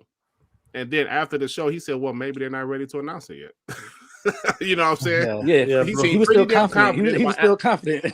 Yeah, he was. Yeah, he was pretty clear. Bro, I remember that show with the. He was on the Iron Lords. He came on. Shout out to them guys.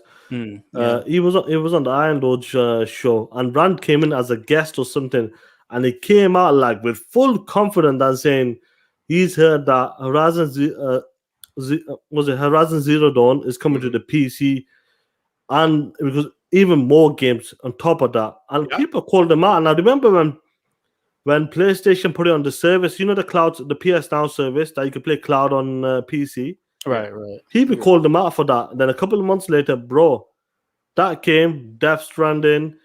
Bro, these games are coming right now, and they all shut the fuck up after that. Yeah, they did. They did. They shut up, bro. And after that, bro, even the ponies, even when Rand says something, they listen right now. They won't call him out as much. After that, they don't call him out after much. What's that? Duke Togo's talking that shit. He goes, I watched your... 1 second. Did you do a live stream in 2019 there? Huh? Did I do what? He said, because Duke Togo said, I was watching your guys' reaction to the E3 this year. For the third time. Yeah. Duke yeah, Togo, bro. Hey, Dude, Togo been rocking out with me for a long time because after E3 2019, boy, I was like, what the fuck was that? Yeah. What the fuck is that? Boom, boom, boom, boom. What the fuck is that? Yeah, that was a rough. That was a rough E3, bro. Rough E3, yeah. I mean, looking back at it now, you understand why they didn't show anything because they didn't have nothing to show. Plus, they were getting prepared for this generation. But fresh after that show, I was like, bro, y'all, man, what the hell is going on, bro? Hey, Sean, I'm going to pull up just the beginning of that video. You should see my face. hey, Dirk. He was just excited. He was excited for what he was going to show this year. You're right. Exactly. Bro, it's just... hey, look, 2021, bro. It was a positive E3 showcase. Let's be honest. A lot of guys, a lot of media, even some of the PlayStation guys, they've seen the value and seen what Xbox is doing this generation. Different ball game. They're not playing this time. Hey, Sean. Hey, yo, share my screen, bro. Oh no, like, do I gotta share it? Oh, no, you gotta do it. I think you gotta tell me. I'm sorry. I'm at like I don't know how to use StreamYard. Oh, it's only been what? 3-4 years there. Right. Bro, I was so pissed. Hello. Yeah, man. Let me share the screen. So while there's doing that, have you guys noticed like the Raji devs? You play the game Raji? It's on Game Pass. No. I'm playing it, yeah, bro. Okay, so look at my face, bro. Let's listen to this. Yeah. I'm so fucking pissed. This is right after the show.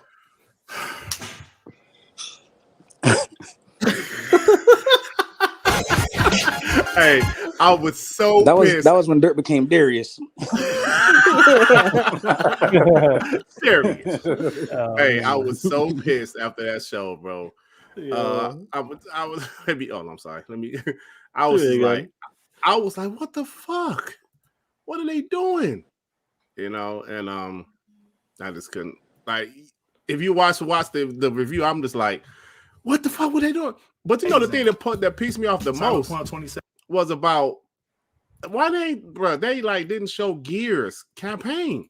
Yeah, that was I was so pissed off. Like, why didn't they show Gears campaign? We didn't give a shit about what's that mode called? Escape, I think it was. Escape. I said, I don't give a shit about that, bro. Show the damn. I was so pissed off, man. Yeah, but that's because they let Rob Ferguson they gave Rob Ferguson too much control. Phil said it was Rob Ferguson's idea to Actually, So he Gears wasn't 5. going to even show it at Gamescom. They were going to show it in September, like right before the game dropped. So it was Rob Ferguson's idea to not show it at E3, and that backfired because people was on his head like, "What the hell are y'all doing?" So then he decided to show it at Gamescom. Yeah, I mean, I don't know why they did that. I don't know if because they want to save the story or for later. They don't want to spoil it, but you still have to market the thing, so you can't do that with just Escape. You got to do it with the full game. Yeah, hey yo, Ray. I mean, High Busters was fire, but Escape, man, they shouldn't have shown that. Okay, they could have shown it at E3, but it's E3, man. Show the damn campaign trailer, or just some gameplay in general.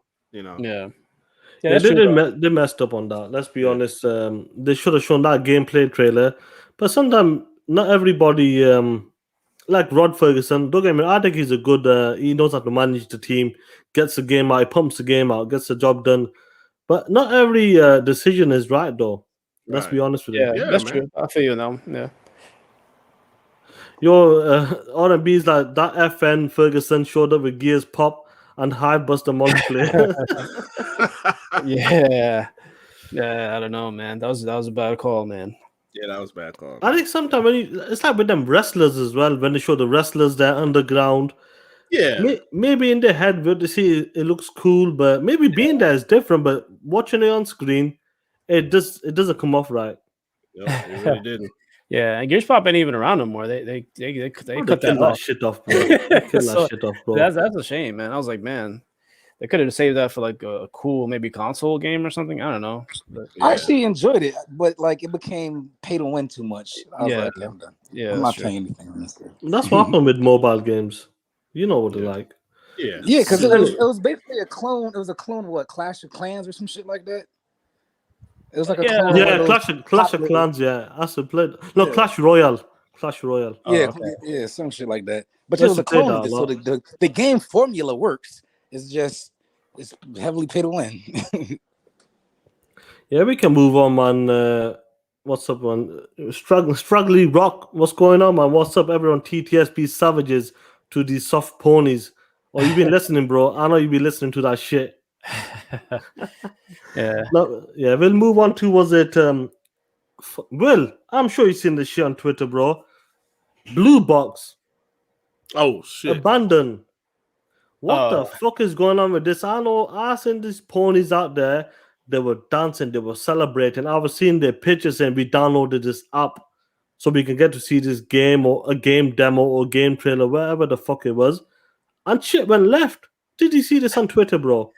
I haven't, like, I was kind of passed out for like a while yesterday, so I might have missed it. But I don't know what happened yesterday with the. Bro, I'll let you take this, bro. Yeah, take it there. I'm kind of behind on this one. So there was this abandoned, was it an app or something on the PS5? You have to download, yes. Download it, and of course, guys started doing live streams and shit. Like, ooh, can't wait for Abandoned. And of course, we're having technical issues. And they just did nothing. Just said, we having technical issues, and nothing happened. I saw multiple ponies live streaming this. Like, I don't know, bro. This shit, I don't know what's going on. Listen, I'm not sure. They're saying this is a Kojima game. I don't know what the hell it is. All I know is this shit is hilarious. It is, yeah. Hilarious. It's hilarious. Yeah, I've been laughing my black ass off. So nothing happened yesterday then? I guess nothing happened. Bro. Oh, okay. So this what happened. Yeah. So as soon as that failed, Blue Box came out, apologized. Oh, we're a small team, we can't make the show again, but we're a small team. We're working on this game. People, I gotta give a couple of the ponies. They came out. They called them out. I'll be honest. I've seen a few ponies called them out. Who follow, one or two still follow me, not them other soft motherfuckers who unfollowed us and blocked us. But like, then I remember Benji Sale was saying something like, "It's August 12th," and PT was shown on August 12th. Maybe this is the marketing. And yesterday was August 12th, and nothing happened. Yeah. So blue. Oh shit, yo, R&B can't say shit like that, bro. R&B's in chat wilding. Man, them WBG brothers out of control, man. Out of control. Oh man. And I'll be honest, I've seen some conspiracy theories now. They're saying that the reason why this app is not working because they're playing a game. They're just like teasing people. They're making 3 games. I'm sure you've seen this. They're making Metal Gear Solid, Silent Hill, and another game apparently. Come on. And everything makes sense. Like I seen someone put a paragraph out there. I'm not gonna mention the name because they don't deserve the clout, but I'm sure you sent it, bro. I don't know what to say, man. Like Blue Box is a PS5 exclusive. Apparently it's a demo or a gameplay that I've got no idea what the fuck it is. And all this hype, it's all failed. Man. Does it make you laugh, bro? Does me. Yeah. Because, I understand being excited. Everybody with their conspiracy theories, though. It's August 12th, PT. That dropped August 12th in 2014. And listen, I understand the conspiracy theories. I don't get them. I know it's fun to speculate and stuff. We speculate a lot on certain topics. But this right here, I don't know, man. But I just don't know. I'm not saying it's not Kojima. I'm not saying I don't know what the hell it is. But I will say this. If this game turns out to be nothing, because like the few little screenshots they show look pretty good, to be honest. It does. But if this game turns out to be nothing, I guarantee WBG and TTS will talk that shit. That's all I can absolutely confirm, that we will talk that shit if this game just turned out to be nothing. That's a factory. That's a fact. That's factory settings. Yeah. This game has been the biggest finesse I've seen in gaming in a long time. Between the Silent Hill stuff and the Metal Gear stuff and the trolling and the Kojima stuff and the ambiguity and what the game is and the dates and a whole bunch of stuff. Like, I can't think of a game that's gotten so many people excited and they have no idea what it is. At least with Starfield, they didn't hype you up with this shit. Y'all hype because y'all know, it's Bethesda. These people are hyped up. These people have made a fake Kojima edits of him wearing a Blue Box t-shirt. Yeah, I saw that shit, bro. They went, now, mind you, I'm the editor. That's a good ass edit. I ain't gonna hold you. If I saw this shit too, I'd be like, damn. Yeah. But they have gone to the point where they edited it and made it look like Kojima was really a part of it, to the point where big, known people was out there saying, yes, I knew it. Kojima. Yeah, they were, bro. They did, bro. It was clearly, all you had to do was pay attention to the picture. It was clearly an edit. Yeah. But not even that. Like, he posted that picture before wearing a whole nother shirt. same picture, same exact picture, except the shirt did not say, what did it say?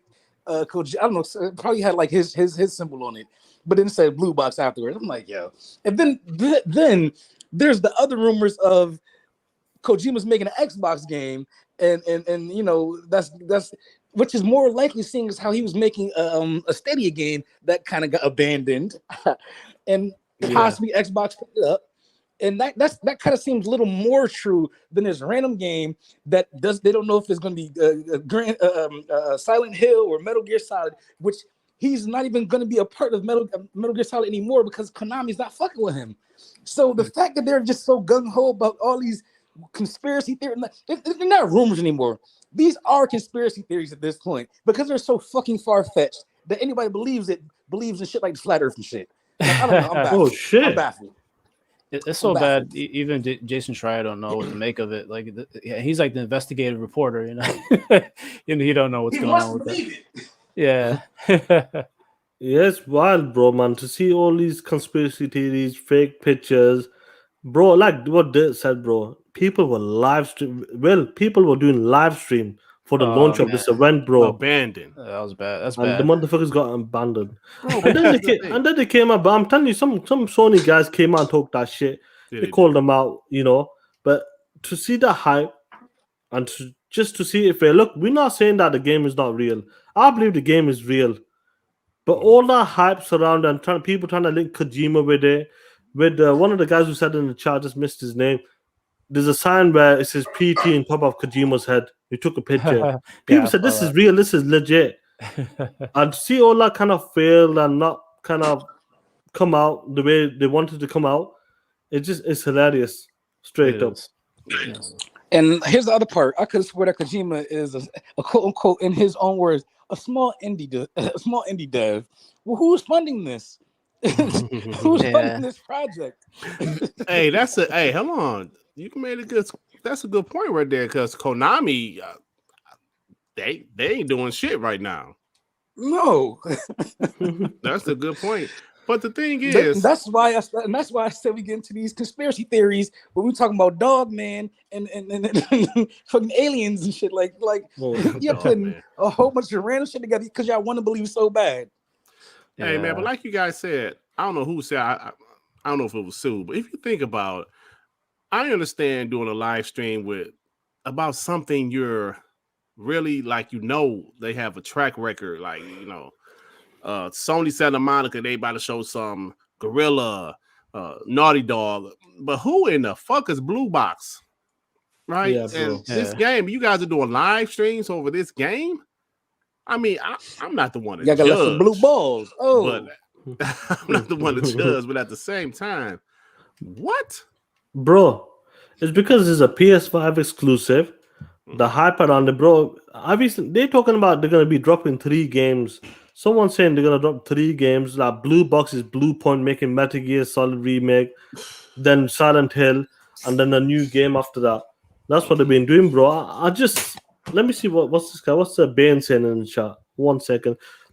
Have you seen they did? I have seen that. Yeah. Have you seen they did the exact same thing in 2015? They keep announcing a trailer and never released the game after 5 delays, and it just went away.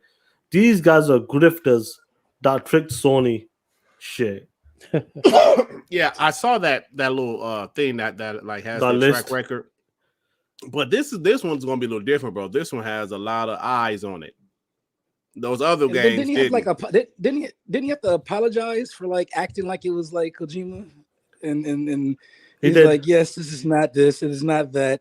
And then he said they were negatively affected by the new oh my god, shut the fuck up, put some shit out, and then we talk, because everything they've done so far has been high key trolling, and people just eating the shit up. I guess that's what happens when you're starving over there. Y'all said y'all eating good, but then you realize Ratchet and Clank wasn't it. Hey, we got a pony in the chat. Because Phil tricks bots every day. Do you know what, bro? Just for you, bro. We'll change the topic and I'll make you happy, bro. So this will make you happy. So please hit that like button or hit that dislike button, because I don't give a fuck, you pony motherfuckers out there. PS5 Wins NPD, July NPD. How does that make you feel, you ponies in the chat? Congratulations, hoes. Congratulations. Hey, Dad. Yo. Can I say something, bro? Of course, man. Remember last month when Xbox One NPD, June NPD, all the ponies came out and said that it's because the PS5 was short on supplies. The chip was short on supplies. Right. Are we gonna be? Can we do the same thing then? Can we say that the Series X was short on supplies? Yeah, let's say that. Can we say the same thing? It never fails to I wouldn't say it's amused me, because it's not amusing. If everything's all sold out, then why are you trying to act like you won the championship? Let everything be plentiful and see what happens. You'll probably still win, but just the fact, you're saying, oh, Xbox is being outsold. No, you're being outproduced maybe, but as far as the demand for the demand is there. So I don't know. It's like a whole bunch of cat. Even claiming Xbox One NPD, that's because PlayStation probably weren't out Xbox probably set it up strategically so that they can have more Xboxes right after E3. Smart move, whatever. Call it what you like. But at the end of the day, they're both sold out. Listen, you don't have a choice to be number 1 or number 2. It's whoever got the consoles. And currently, right now, PlayStation has more consoles made, so they sold more consoles. Listen, I'm going to say this. I'm going to be absolutely honest about the whole thing. When Xbox won last month, I was surprised. I was like, oh, shit, that's pretty cool. Xbox actually won an NPD for the first time in 4 or 5 years. But I wasn't expecting it to last. But I will say this. I'm not surprised that Sony won this month because, hey, let's be honest, guys. The PS5 is still they're thriving off of that Market leader. momentum from last generation. 100%. There's a lot of people that that just had PS4s and they automatically went straight to a PS5. Now, if Xbox is going to try to win some of those folks back, it's going to take time. Just like from the Xbox One, the Xbox 360 generation to the Xbox One. The Xbox One initially sold very well. They sold well strictly because Xbox 360 owners went to Xbox. But then you know what happened? Word of mouth started going around. More and more people was getting the PS4. So eventually Xbox One fell off. Their sales fell off, and the PS4 just absolutely stumped them. Right now, PS5, they're selling well because that name, that PlayStation name, it's a very popular brand. We can't deny that. We are Xbox fans, but we cannot deny the power of the PlayStation brand. And yes, they're going to continue to sell. But with that being said, I feel personally, just my opinion, I could be wrong, Xbox will win more NPDs this generation. Definitely. Maybe they'll win another one when Halo drops this year. I'm just saying Xbox is putting themselves in a position to be much better this generation, man. They're already competing. They're being more aggressive. And at the end of the day, they're going to be much better. And Sony's going to have to step up their game. We know, listen, you can only live off your name for so long. I know Sony has some decent games right now, but they're going to have to step up their game because Xbox is coming. Pause, right, Sue? Pause. Yeah. But I think even more impressive and more indicative of a want is a growth. Now, Xbox appears to be growing in markets that they have never succeeded in. Mm-hmm. And we're also seeing a pullback from Sony's stranglehold of certain territories that were just automatically marked off as being PlayStation. And you look at Japan, you look at Korea, you see they're adopting Xboxes more than they ever have. And they've also stopped supporting PlayStation as much as they used to, and more have switched to Switch. But at the same time, Xbox has gained and PlayStation has lost. So yes, you're right, they have sold more. But Xbox is doing it in places where they've never had any kind of two Xboxes were sold an entire month one time.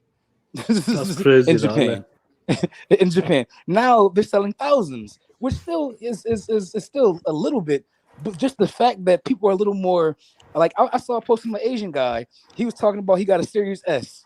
And then he was like, yeah, the place is too fucking big. He said, yeah, I can't even fit it. And then another guy, he bought a Series X, and he said, this X is huge. I'm glad I get a PlayStation because I would have nowhere to put it. That's something they think about when they buy stuff over there because they're packed together tightly and they have small spaces, and that's something that they care about, is having small things. And now that you have something like Game Pass, which kind of gives them a lot more access to games without having to dish out a whole bunch of money, and they get a whole catalog, and they have xCloud on top of that, so they can still use their phones to be mobile. That seemed like an Asian person's, without being too stereotypical, it sounds like the type of thing they like, because they like Switch and they like mobile games. And this is like a perfect complement to that type of lifestyle if that's the kind of gamer you are. So, like I said, winning NPD is cool. They're both sold out. The demand is there for both of them, but where it's being sold is interesting to me. Yeah, it's gonna be a totally different generation. I can see look upon this, and Game Pass isn't sustainable. We'll see when the time comes. If Xbox dies, it dies, and we'll see, bro. This is early in the generation, and Game Pass subscribers are 20+ million right now. Hold on, you said there's a waiting list for people to get on the Game Pass, though, right? Yeah, 100%. I guess. We'll see. But people don't understand that, bro. People don't understand that. But look, I'm not coming out. I'm gonna say that Xbox is gonna win every NPD. PlayStation's a more global. I'm from the UK, guys. PlayStation is massive over here compared to Xbox. Mm-hmm. Around the world, it's a different ball game. PlayStation will always win majority of NPDs. Maybe the Nintendo as well. But there's different ways of making money, revenue. If it's through Game Pass, on PC, games going to PC. This is why you see more PlayStation games going to PC. They're trying to make more money. But like, where do you see this PlayStation Unless- guys? Go on, Sue. What do you want to finish up? No, I was gonna say, like, let's not forget, like, yes, UK is a big market, but the number one market in the world is the US. US spends more money than any other country on entertainment, and winning the US would be more important to Microsoft than running dozens of other smaller countries, because that means they have a bigger footprint. Rather, I shouldn't say bigger footprint. They have more customers in a bigger footprint. And that's what happened to 360 generation. 360 generation was dominated by America, and the only reason why Sony kept up was because of the Asians out there and the places that weren't fucking Xboxes weren't even being sold like at all. So like they just had that market to themselves just because. And like we'll see a turn where it's a lot closer, because even the last generation, even though like PlayStation has dominated, it was a lot closer early on than people think. It was like 50-50 for the first few years. And I think it's going to be like that more this generation than it was last generation. He said it was 50-50 last generation for the first couple of years in America. Oh yeah. Okay, yeah. Yeah, okay, the start. because I'm about to say no, it wasn't, motherfucker. But you said America. Okay. Yeah, make sure you say that, bro. Yeah. No, definitely just in America. Like they beat their ass everywhere else. But as far as America, it was Hell, a lot if you closer. want to talk about the 360 generation, bro, 360 absolutely destroyed the PS3 in America by like 22 million consoles. That's what I'm saying. Yeah. PlayStation made that ground up with other countries that don't even sell Xboxes. So they just had those countries to themselves. Yeah, it's a different ball game, man. When you see PlayStation guys, last month they were crying, but now this month they're celebrating. What do you have to say to them guys, bro? Do you want to say something nasty or good? I don't know what to say to that, man. They can just play their games, their PS5 games they have now. Just relax, enjoy your Deathloop and Kina, your third-party games, because that's the stuff that we're getting too. So it's not different. We're just getting first-party games later in the year, so we get the Halo and Horizon. So it kind of equaled out in a way, but I don't know, man. PlayStation dudes, like they're quite something, man. I mean, I'm not gonna I don't know. I should talk that shit, but I'm not gonna. I know, like that's not something that you really do. It's not my nature, really. But... Yeah, we understand. But don't worry, we don't talk enough shit for you. He said no more talk that shit, but I'm gonna keep it low. You guys can take that from me. All right, so here's a question for you.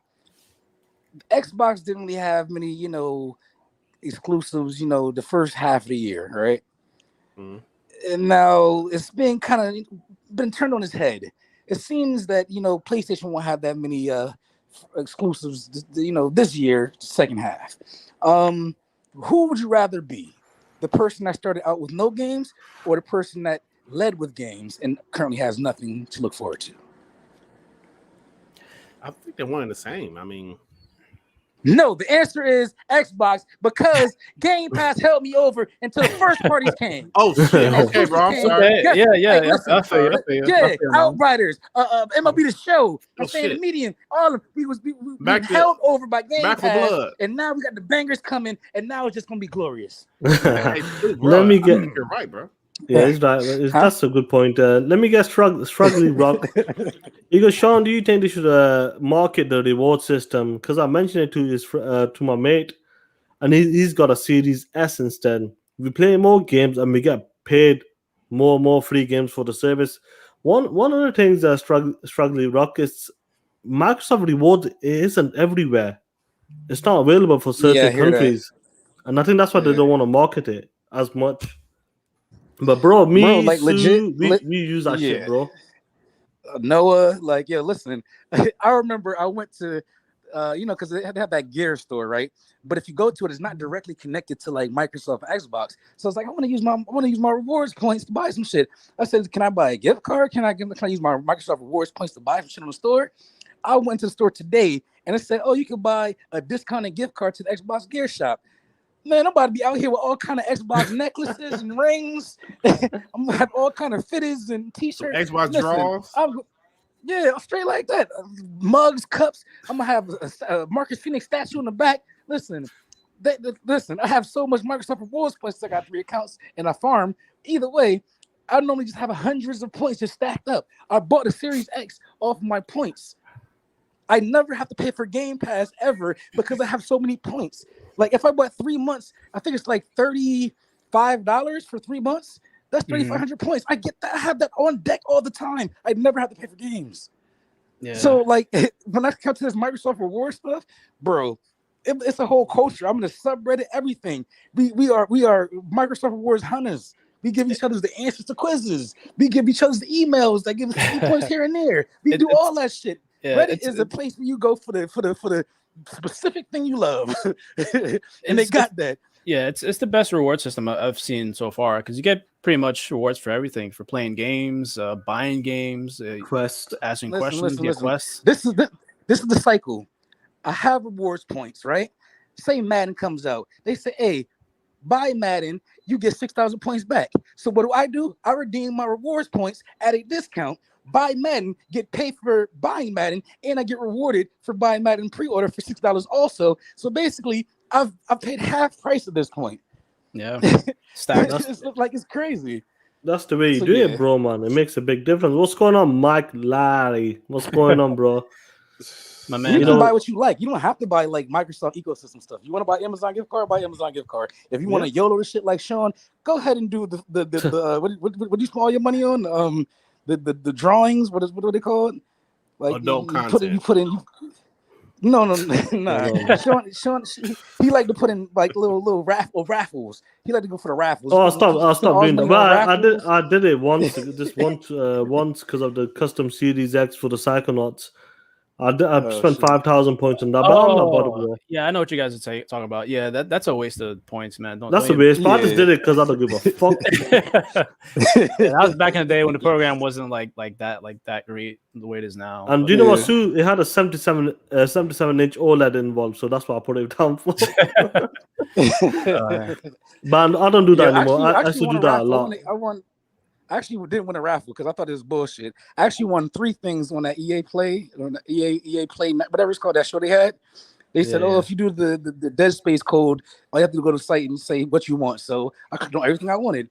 I ain't winning nothing I wanted, but I definitely got 3 months of Game Pass, a month of EA Play, and Star Wars Squadrons on PS4. So you win sometimes. Yeah. So my man Joe Hansel, he said it's not available from the jungles. Joe Hansel.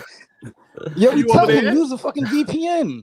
Use a VPN. He needs to use a VPN. Yeah, there's got to be a way around it. Maybe like if he has like a US account that I'm not sure how he does it with his Xbox. And that's the other part about it. You can gift anytime I have enough points to buy a game, I just gift myself the game. I don't buy it on that account. You just gift it. You redeem the credits and they gift it as a friend. That's what I do. Tsunami and Sean got the workaround, man. Bro, listen, Game Pass. Game Pass, I killed it because I'm at XO. I robbed it. I robbed XO 19. All them Game Pass cards. Let's say I did a job over there. Let's leave it as that. Man. Oh shit! I'm robbing Xbox. Pause. Yeah, but like I was saying about the FPS boost, they're working on it, bro. You know, I think there's something coming this year again, and they might be doing something with the resolution boost as well on certain games. Yeah, it looks like they're still kind of working out some stuff. Like maybe they're just holding off for a new batch for Gamescom. That's the only other place I can see them doing. Yeah, because otherwise, like I don't see any other opportunity. I mean, they actually do it like on a blog post, right? They usually do that, on random days. But I mean, it'd be good to put it in at Gamescom because that's like a good spot to round up all the news. Yeah, bro. Johansson said, "Shout out to that one pony for disliking the show." You gotta love them guys, bro. You gotta love them guys. Well, at least it's just one. That's not bad. It could be worse. No, it's fine. I don't give a fuck about the ponies, bro, man. If you wanna come and hit the dislike button, bro. Look, I don't go around watch the PlayStation shows and I never hit the dislike button. Yeah, me bro. But some of these guys love going out there. They say one or two shit in the, in this comment section. and hit the dislike button. That's fair play. That's up to them, bro. Because this content is not for the ponies. Straight up, it's for my Xbox brothers. You know what's weird to me? I don't think I've ever literally typed in my YouTube PlayStation show. Like I don't know. Like I don't know how to find our shit. I've literally never went to look for a PlayStation show. Hey. So the fact that so many ponies find us, it seems like they're doing it on purpose. Like they feel a need to get their voice heard by an Xbox panel or some shit. I don't know. Hey, Sue. The only time I've typed up PlayStation is when after E3 or some type of positive Xbox news. I'm curious just to see their reaction, which of course I know what it's going to be, because after E3, you know, it's getting rave reviews from everybody, most people I should say. I said, let me go see some live reactions. Oh my God. I went to a couple pony podcasts, and I specifically went to the Halo multiplayer, which was the, you know, like one of the most positive things on the show. Definite, bro. And I went to one podcast, and trust me, you guys know these people. I'll tell you afterwards. These are known people. This shit look trash. Yeah. This shit look like a 360 game. Blah blah blah blah. Even the campaign footage, like, you know, like campaign cutscene was like, oh, this shit trash. Man, Xbox, man, I was like, wow, bro. Then I know there's some pro Xbox channels that might hate everything PlayStation, but I'd be thinking like, damn. If a game looks good, a game looks good. But, you know, these guys just refuse. I mean, the whole panel was like, this shit look trash. It was like 10 dudes in there. I'm like, what? Yo, it doesn't even have to be an Xbox game. As long as it goes against or directly competes with one of their games, they're going to hate it. Yeah, they Same are. thing happened with like Red Dead Redemption 2. It was fighting against God of War. They tried to hate this fucking Red Dead. Same thing that happened with Cyberpunk. Granted, Cyberpunk had its issues, but they didn't know that at the time. They were just hating on it just to hate on it because it's going against Last of Us. Like, right. Good game's a good game, but like they don't want to believe it because apparently only PlayStation games can be good games. Yeah, they have like a weird aversion to like third parties, even though it's like it's where most of it's like on everything. So why are you like hating on third parties? Like that's that weird. I don't get. Because it threatens them. It threatens their beloved game of the year winners and contenders and all that other bullshit. Yeah. That's true. That's the thing, bro. It's like what you said there. We talked about this a couple of times. The guys who like to talk shit, these are known guys, big guys, right? They got big numbers, big channels. They like to talk shit about if it's the Xbox or just in general, just talking about Game Pass is brainwashing people. And these are big guys. And I said to Dago, these motherfuckers are big guys. And Psychonauts is an ugly game. Stop capping. Yeah, bro. No, I was saying to Dago, bro, listen, I got the smaller guys that don't really do podcasts or they just talk shit in the chat or Twitter. Fair plays, but I've got these big guys who are known throughout last generation and coming into this generation who do podcasts and get a lot of likes and retweets on social media. Them guys are still talking that shit. So I go, bro, like my videos right now, I said to Dare, I'm changing it, bro. I'm gonna be talking that shit. If they can talk shit, bro, these bigger guys, I'm gonna be talking that shit. So fuck them ponies. And you know what? Right. Like me and Sean had a conversation exactly what he's saying, because I was kind of like, yeah, Sean, you know, I love to talk shit, but sometimes, you know, I think we talk too much shit on WBG. And Sean was like, Dut, like he said, bro, look at the bigger YouTubers that be talking shit. I said, damn, you're right. You know, I'm not gonna say any names here, but that guy's talking shit. That guy is talking shit. Damn, that guy was a big Xbox guy. Now he's a big PlayStation guy talking shit. Damn, you're right, bro. A lot of the guys be talking shit. Bro, there's one guy in particular.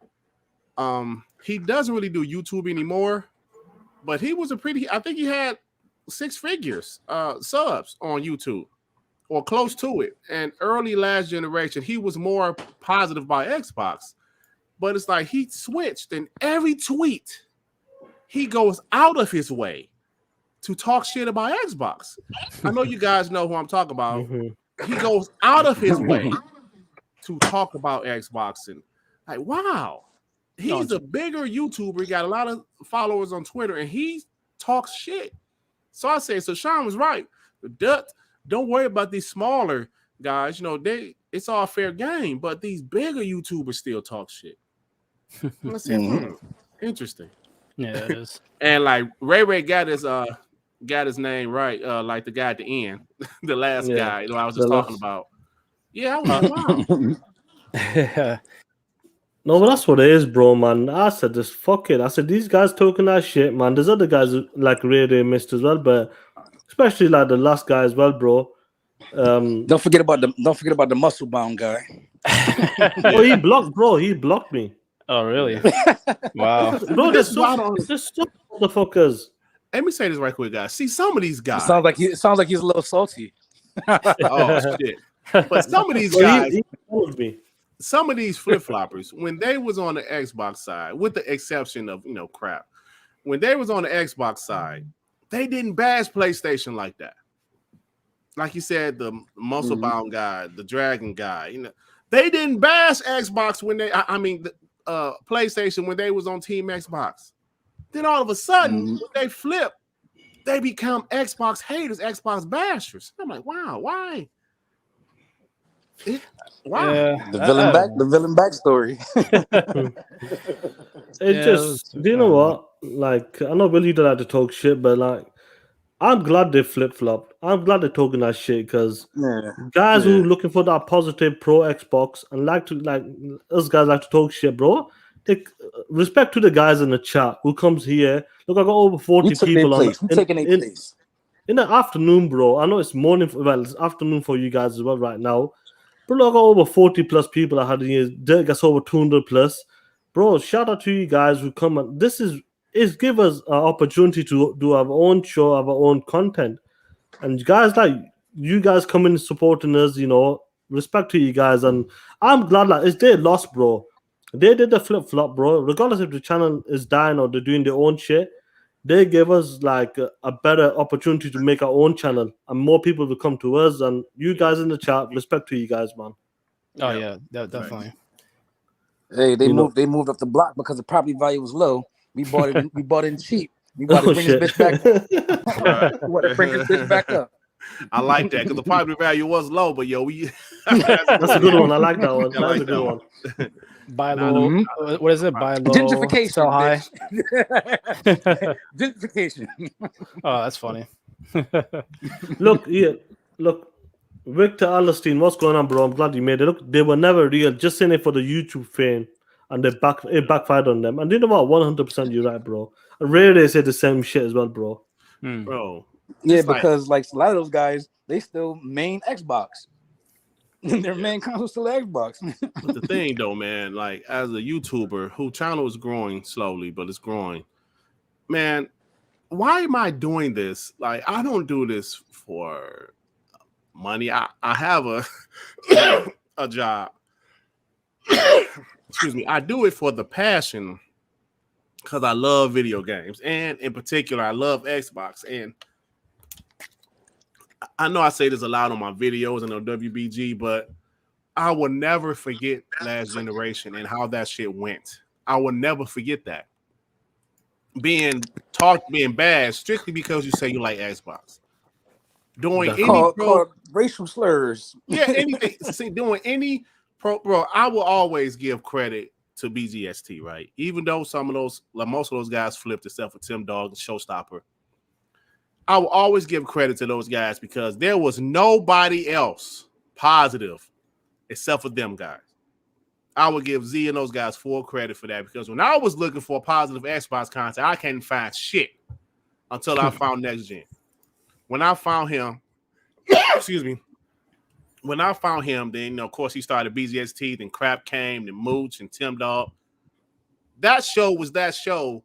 That show was that show. That show was a show that I needed as an Xbox fan because it was nothing. Some of you guys that just joined this community, it was nothing but hate. And Xbox, a lot of it was justified. I'm gonna be honest, a lot of it was justified, but it was at the point where it was like, damn, bro, damn, is it really anything positive to say about them? And BGST was that show for me. Now, shout out to Kid Smooth too. Kid Smooth was on that. Yeah, too. Smooth was there too. Smooth was there too. Dealer came a little bit later. Mm-hmm. There was a few guys that was around. That some of them are still around now, but I'm just talking about as far as a podcast. Right, yeah. BGST was that show for me. and we just didn't have anything else. And yes, I know some people say, "Yo, man, those guys, like one guy in particular was full of shit." Yeah, he might have been, but that's all we had back then, right? That's all we. You guys know what I'm talking about. They say, "Oh man, crap, full of shit." That's all we had back then. Mm-hmm. So throughout these years, when everybody started to flip, and I decided to start doing YouTube and being a person that these Xbox guys can come to for some positive Xbox content, and to see that my channel is growing, it makes me happy. But to see that our podcast, and there's so many more Xbox channels out here, we got even smaller Xbox channels like my boy TK9. If he be talking shit, he be talking shit. But even his channel and some other Doc Dark, and we got all these guys, Fun Speculation, and we got all these great podcasts that's happening, and I'm happy to see that, man. But but I'm gonna say, like, I'm gonna say names: Z, Crap, Moot, Showstopper, Tim Dog. That was my show, bro. Yeah, that was my show. BZST was that show. Yeah, definitely, man. Yep. Agreed. Yeah, one thing just to like was just said there about them guys and that.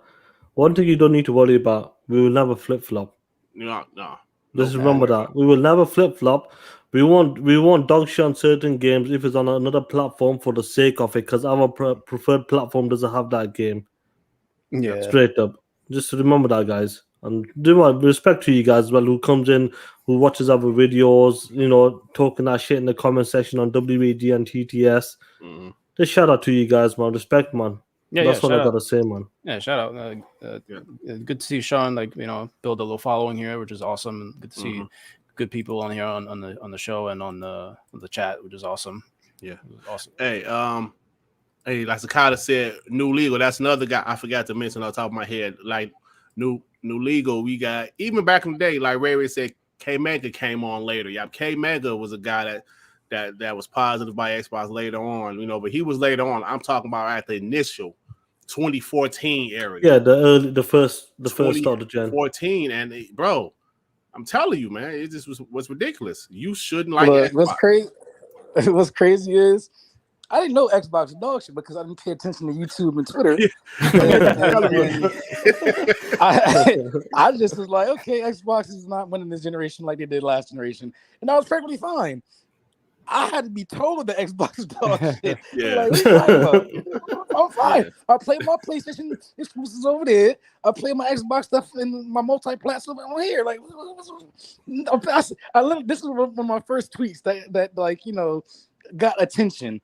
I literally tagged all the people that was on a couple podcasts, and I was like, I named all the PlayStation exclusives. It was at the time it was just Uncharted. God of War wasn't even out yet, I don't believe. So it was just Uncharted, Bloodborne, what came out? Horizon 2017 Horizon, yeah. And so I named 4 or 5 games. I said, is this what the whole console was about? These 4 or 5 games? They went, I said, oh, I'm like, hold on, wait. This whole generation is coming on these 4 or 5 games. Y'all making this big deal because Xbox ain't got 4 or 5 games? You gotta relax. Hey. This is back in 2017 when I first got introduced. So I never saw a BGST. I never did, bro. Good version. Yeah, they were dope. I never saw a good version of Ray had another person, Big Kahuna. Listen, y'all might not know who Big Kahuna is because he stopped doing gaming content on YouTube, but I talked to him yesterday. Literally on the phone. We wanted him on today as well. Remember I mentioned trying to get him on today if he's free. Oh yeah. But he was one of them OG guys from back in the day. Like I mentioned, BGST, it was Kid Smooth, Big Kahuna. It was a few other guys that was out there that was there at the beginning. And these guys were the positive Xbox content that I was looking for. So shout out to Big Kahuna. Like I said, I talked to him yesterday. He had kind of gave me this new app I should download for some of my videos, and the shit fire out. So y'all might see some different shit on my videos. So yeah, me too as well. Yeah. Shout out to Big Kahuna, man. He he was one of those guys. Yeah, definitely. So Ray seemed to know, man. Ray must have been around in 2014. Shout out to you, bro. Yeah. Shout out to also Tick podcast was really good too. Man. Yeah, I love this. Tick podcast. Dutoko must have been around also because he got a few guys in there Now, Kaleidoscope actually, last time he was, I listened to one of his videos, he started to switch up a little bit around 2017. He started to switch up and say Xbox is dog shit. So he kind of flip-flopped, but he disappeared. Blazer Fitness, now he was you talking about true Xbox? He was hilarious. Oh my god, bro! He said everything on Sony was trash. Oh shit! Yeah, that guy is legendary. Is he our Devin? Devin? Yeah, he's kind of our Devin, but itself, but like Blazer Fitness would do a 30-minute video talking about how trash Sony was. Like this was during the time when Xbox was kind of skeptical, but he didn't get. Yeah. I remember Ghost Rider. Ghost Rider's still around. He'll do something once in a while. I remember I see him as well. I still see him on Twitter. I was subscribing to all of those guys because it wasn't that many of us, man. It wasn't that many. How long was Iron Lords around? Iron Lords came around, I believe, around 2016, around there. Yeah, around 2016. Okay, so they're not super old. Yeah. This struggling rock, man. We appreciate it, man. He's giving a shout out to like me, Will, Sue, thanks for the shows, because 2013 and 2019 was Sony moment, and he's 100% right. Like us guys are turning the tables. Keep doing what you're doing and don't stop till you slay these ponies. Facts, bro. Facts, bro. Yeah. We appreciate it. Hey, yo, Ray, that was Iron Wolf. The British guy. He was the first to flip flop. He was the first. Was he the first one there? Yeah, he was the first one branded the Judas of the group. No, what made that happen? Like you, because you were there before us. I don't know. I think it's because a lot of Japanese games skipped Xbox, right. so he wasn't feeling that, and then I think he got a PS4, and then I don't know if people start I think the Crap and the crew didn't talk to him anymore. I don't know, some weird stuff. Something happened. Yeah, but see, the thing is, he had a PS4 at first, then he sold it, and he was Team Xbox. But he was one of those extreme Xbox style guys. He's the one that said the Xbox Cloud is more powerful than 4 Titans. Remember shit! Yeah, that famous quote. That was him. Yeah, that motherfucker blocked me too, but fuck that guy. Yeah. But was he one of them guys that the GPU and the power brick or some shit? He was one of them guys. He was extreme, a little bit too extreme. Like, I'm an Xbox fan, but I'm not about to sit up here and say shit like, this lie, this cat too much. Like, come on, bro. Yeah, he turned it up to 11. He was a little bit much, man. Yeah. Yeah, man. That's how I felt like sometimes when we'll come out and say some outlandish shit. I'm like, okay. Bro, there is video of Crap saying some crazy shit like Xbox had way better studios than PlayStation. Oh, dude, that was the funniest. I was just thinking about that. And when Ren was like, "You better," I'm not saying that, bro. Crap was like, I say it. Oh, come on, bro. I would never listen. I'm a diehard Xbox guy, but I'm not about to say Undead Labs is better than Naughty Dog or some shit like that. Shit! Yeah. Ain't no crazy shit like that, man. Yeah, it's good, but I love hearing the stories, not from the 2014, 2016 on, because I came in 2016. But I just love hearing the stories. Here, what's that? You got 47 people in here, bro. Nice. Oh, shout out to the guys, man. Like, we gonna end this fucking show though. Yeah, hit that like. I gotta go to work. Yeah, hit that like button, guys. We had up to 51 people today. That's a new record, man. Oh, nice. Damn, nice. I didn't even noticed that. Nice. Yeah, man. Shout out to you guys. From the beginning of the show, I'm saying. Yeah, make sure you're here next week as well. My schedule. Let me see. But schedule is gonna change because I'm gonna be back to work next week. Will be fine, but I just want to let you guys know who's here. Respect to you guys, man. Staying here through. I look over nearly 2.5 hours, man. TTS will happen no matter what, but the days and times is gonna be changing because I'm gonna be going back to work soon.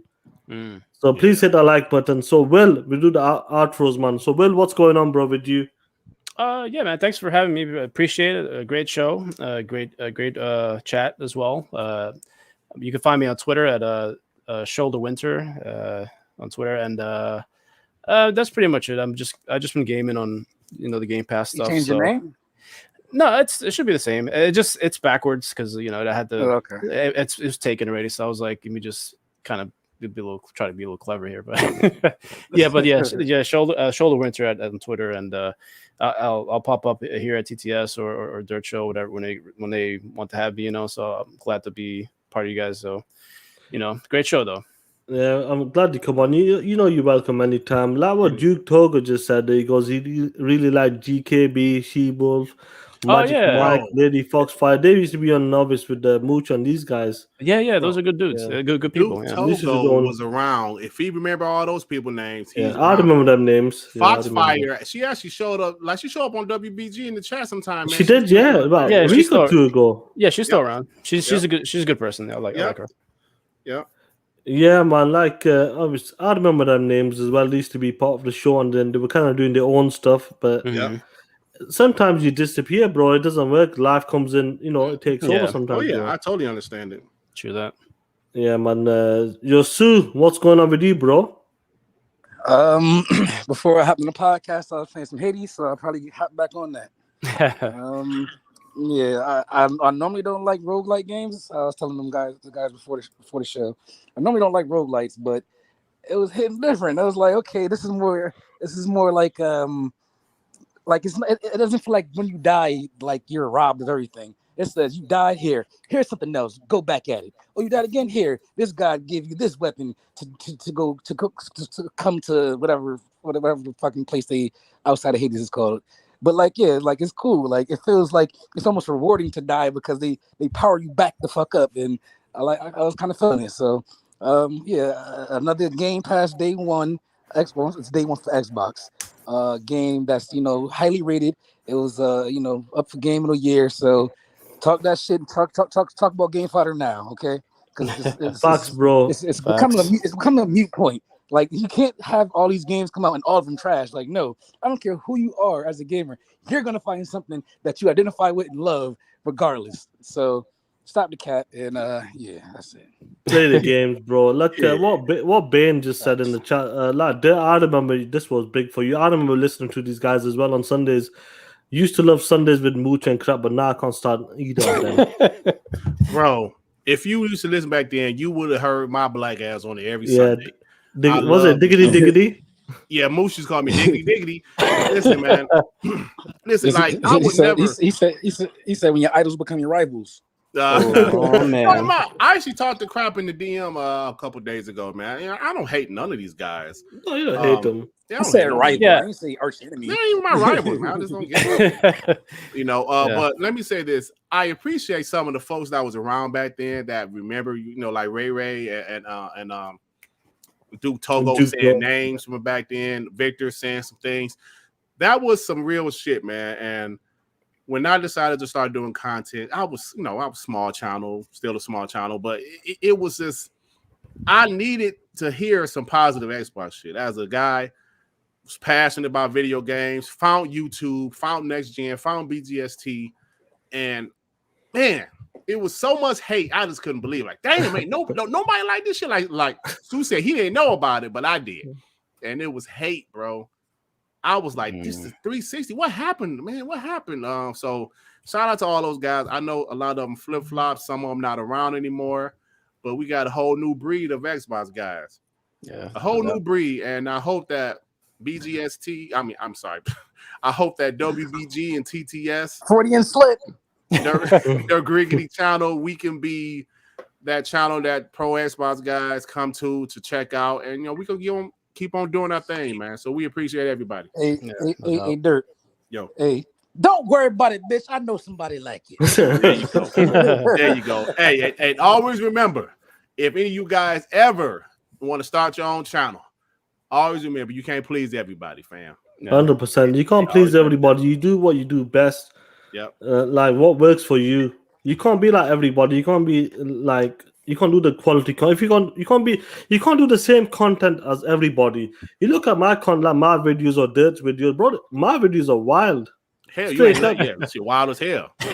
Crazy shit, bro. But it works for me because that's my style and that's who I am. Yeah, for sure. What works for like Will or for Sue or for Dirt, that's their style and that's what they work with. That's why I'm afraid to make a channel. I don't know how. I don't know if I can. You don't know how you gonna be, bro. Sue, listen, guys in the chat, man.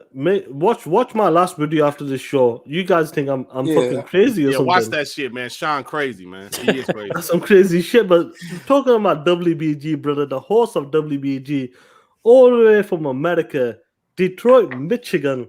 Oh, man. What's going on with you, bro? D-Town, bro. Not much, man. I did a couple videos last couple of days. Like the one I did yesterday was about this PlayStation dude that gave Game Pass a try, and he loved it. So check that video out. And the one I did before that, I was pretty much talking about. It was a couple of the Xbox guys came in my chat. Well, like one was more aggressive than the other one.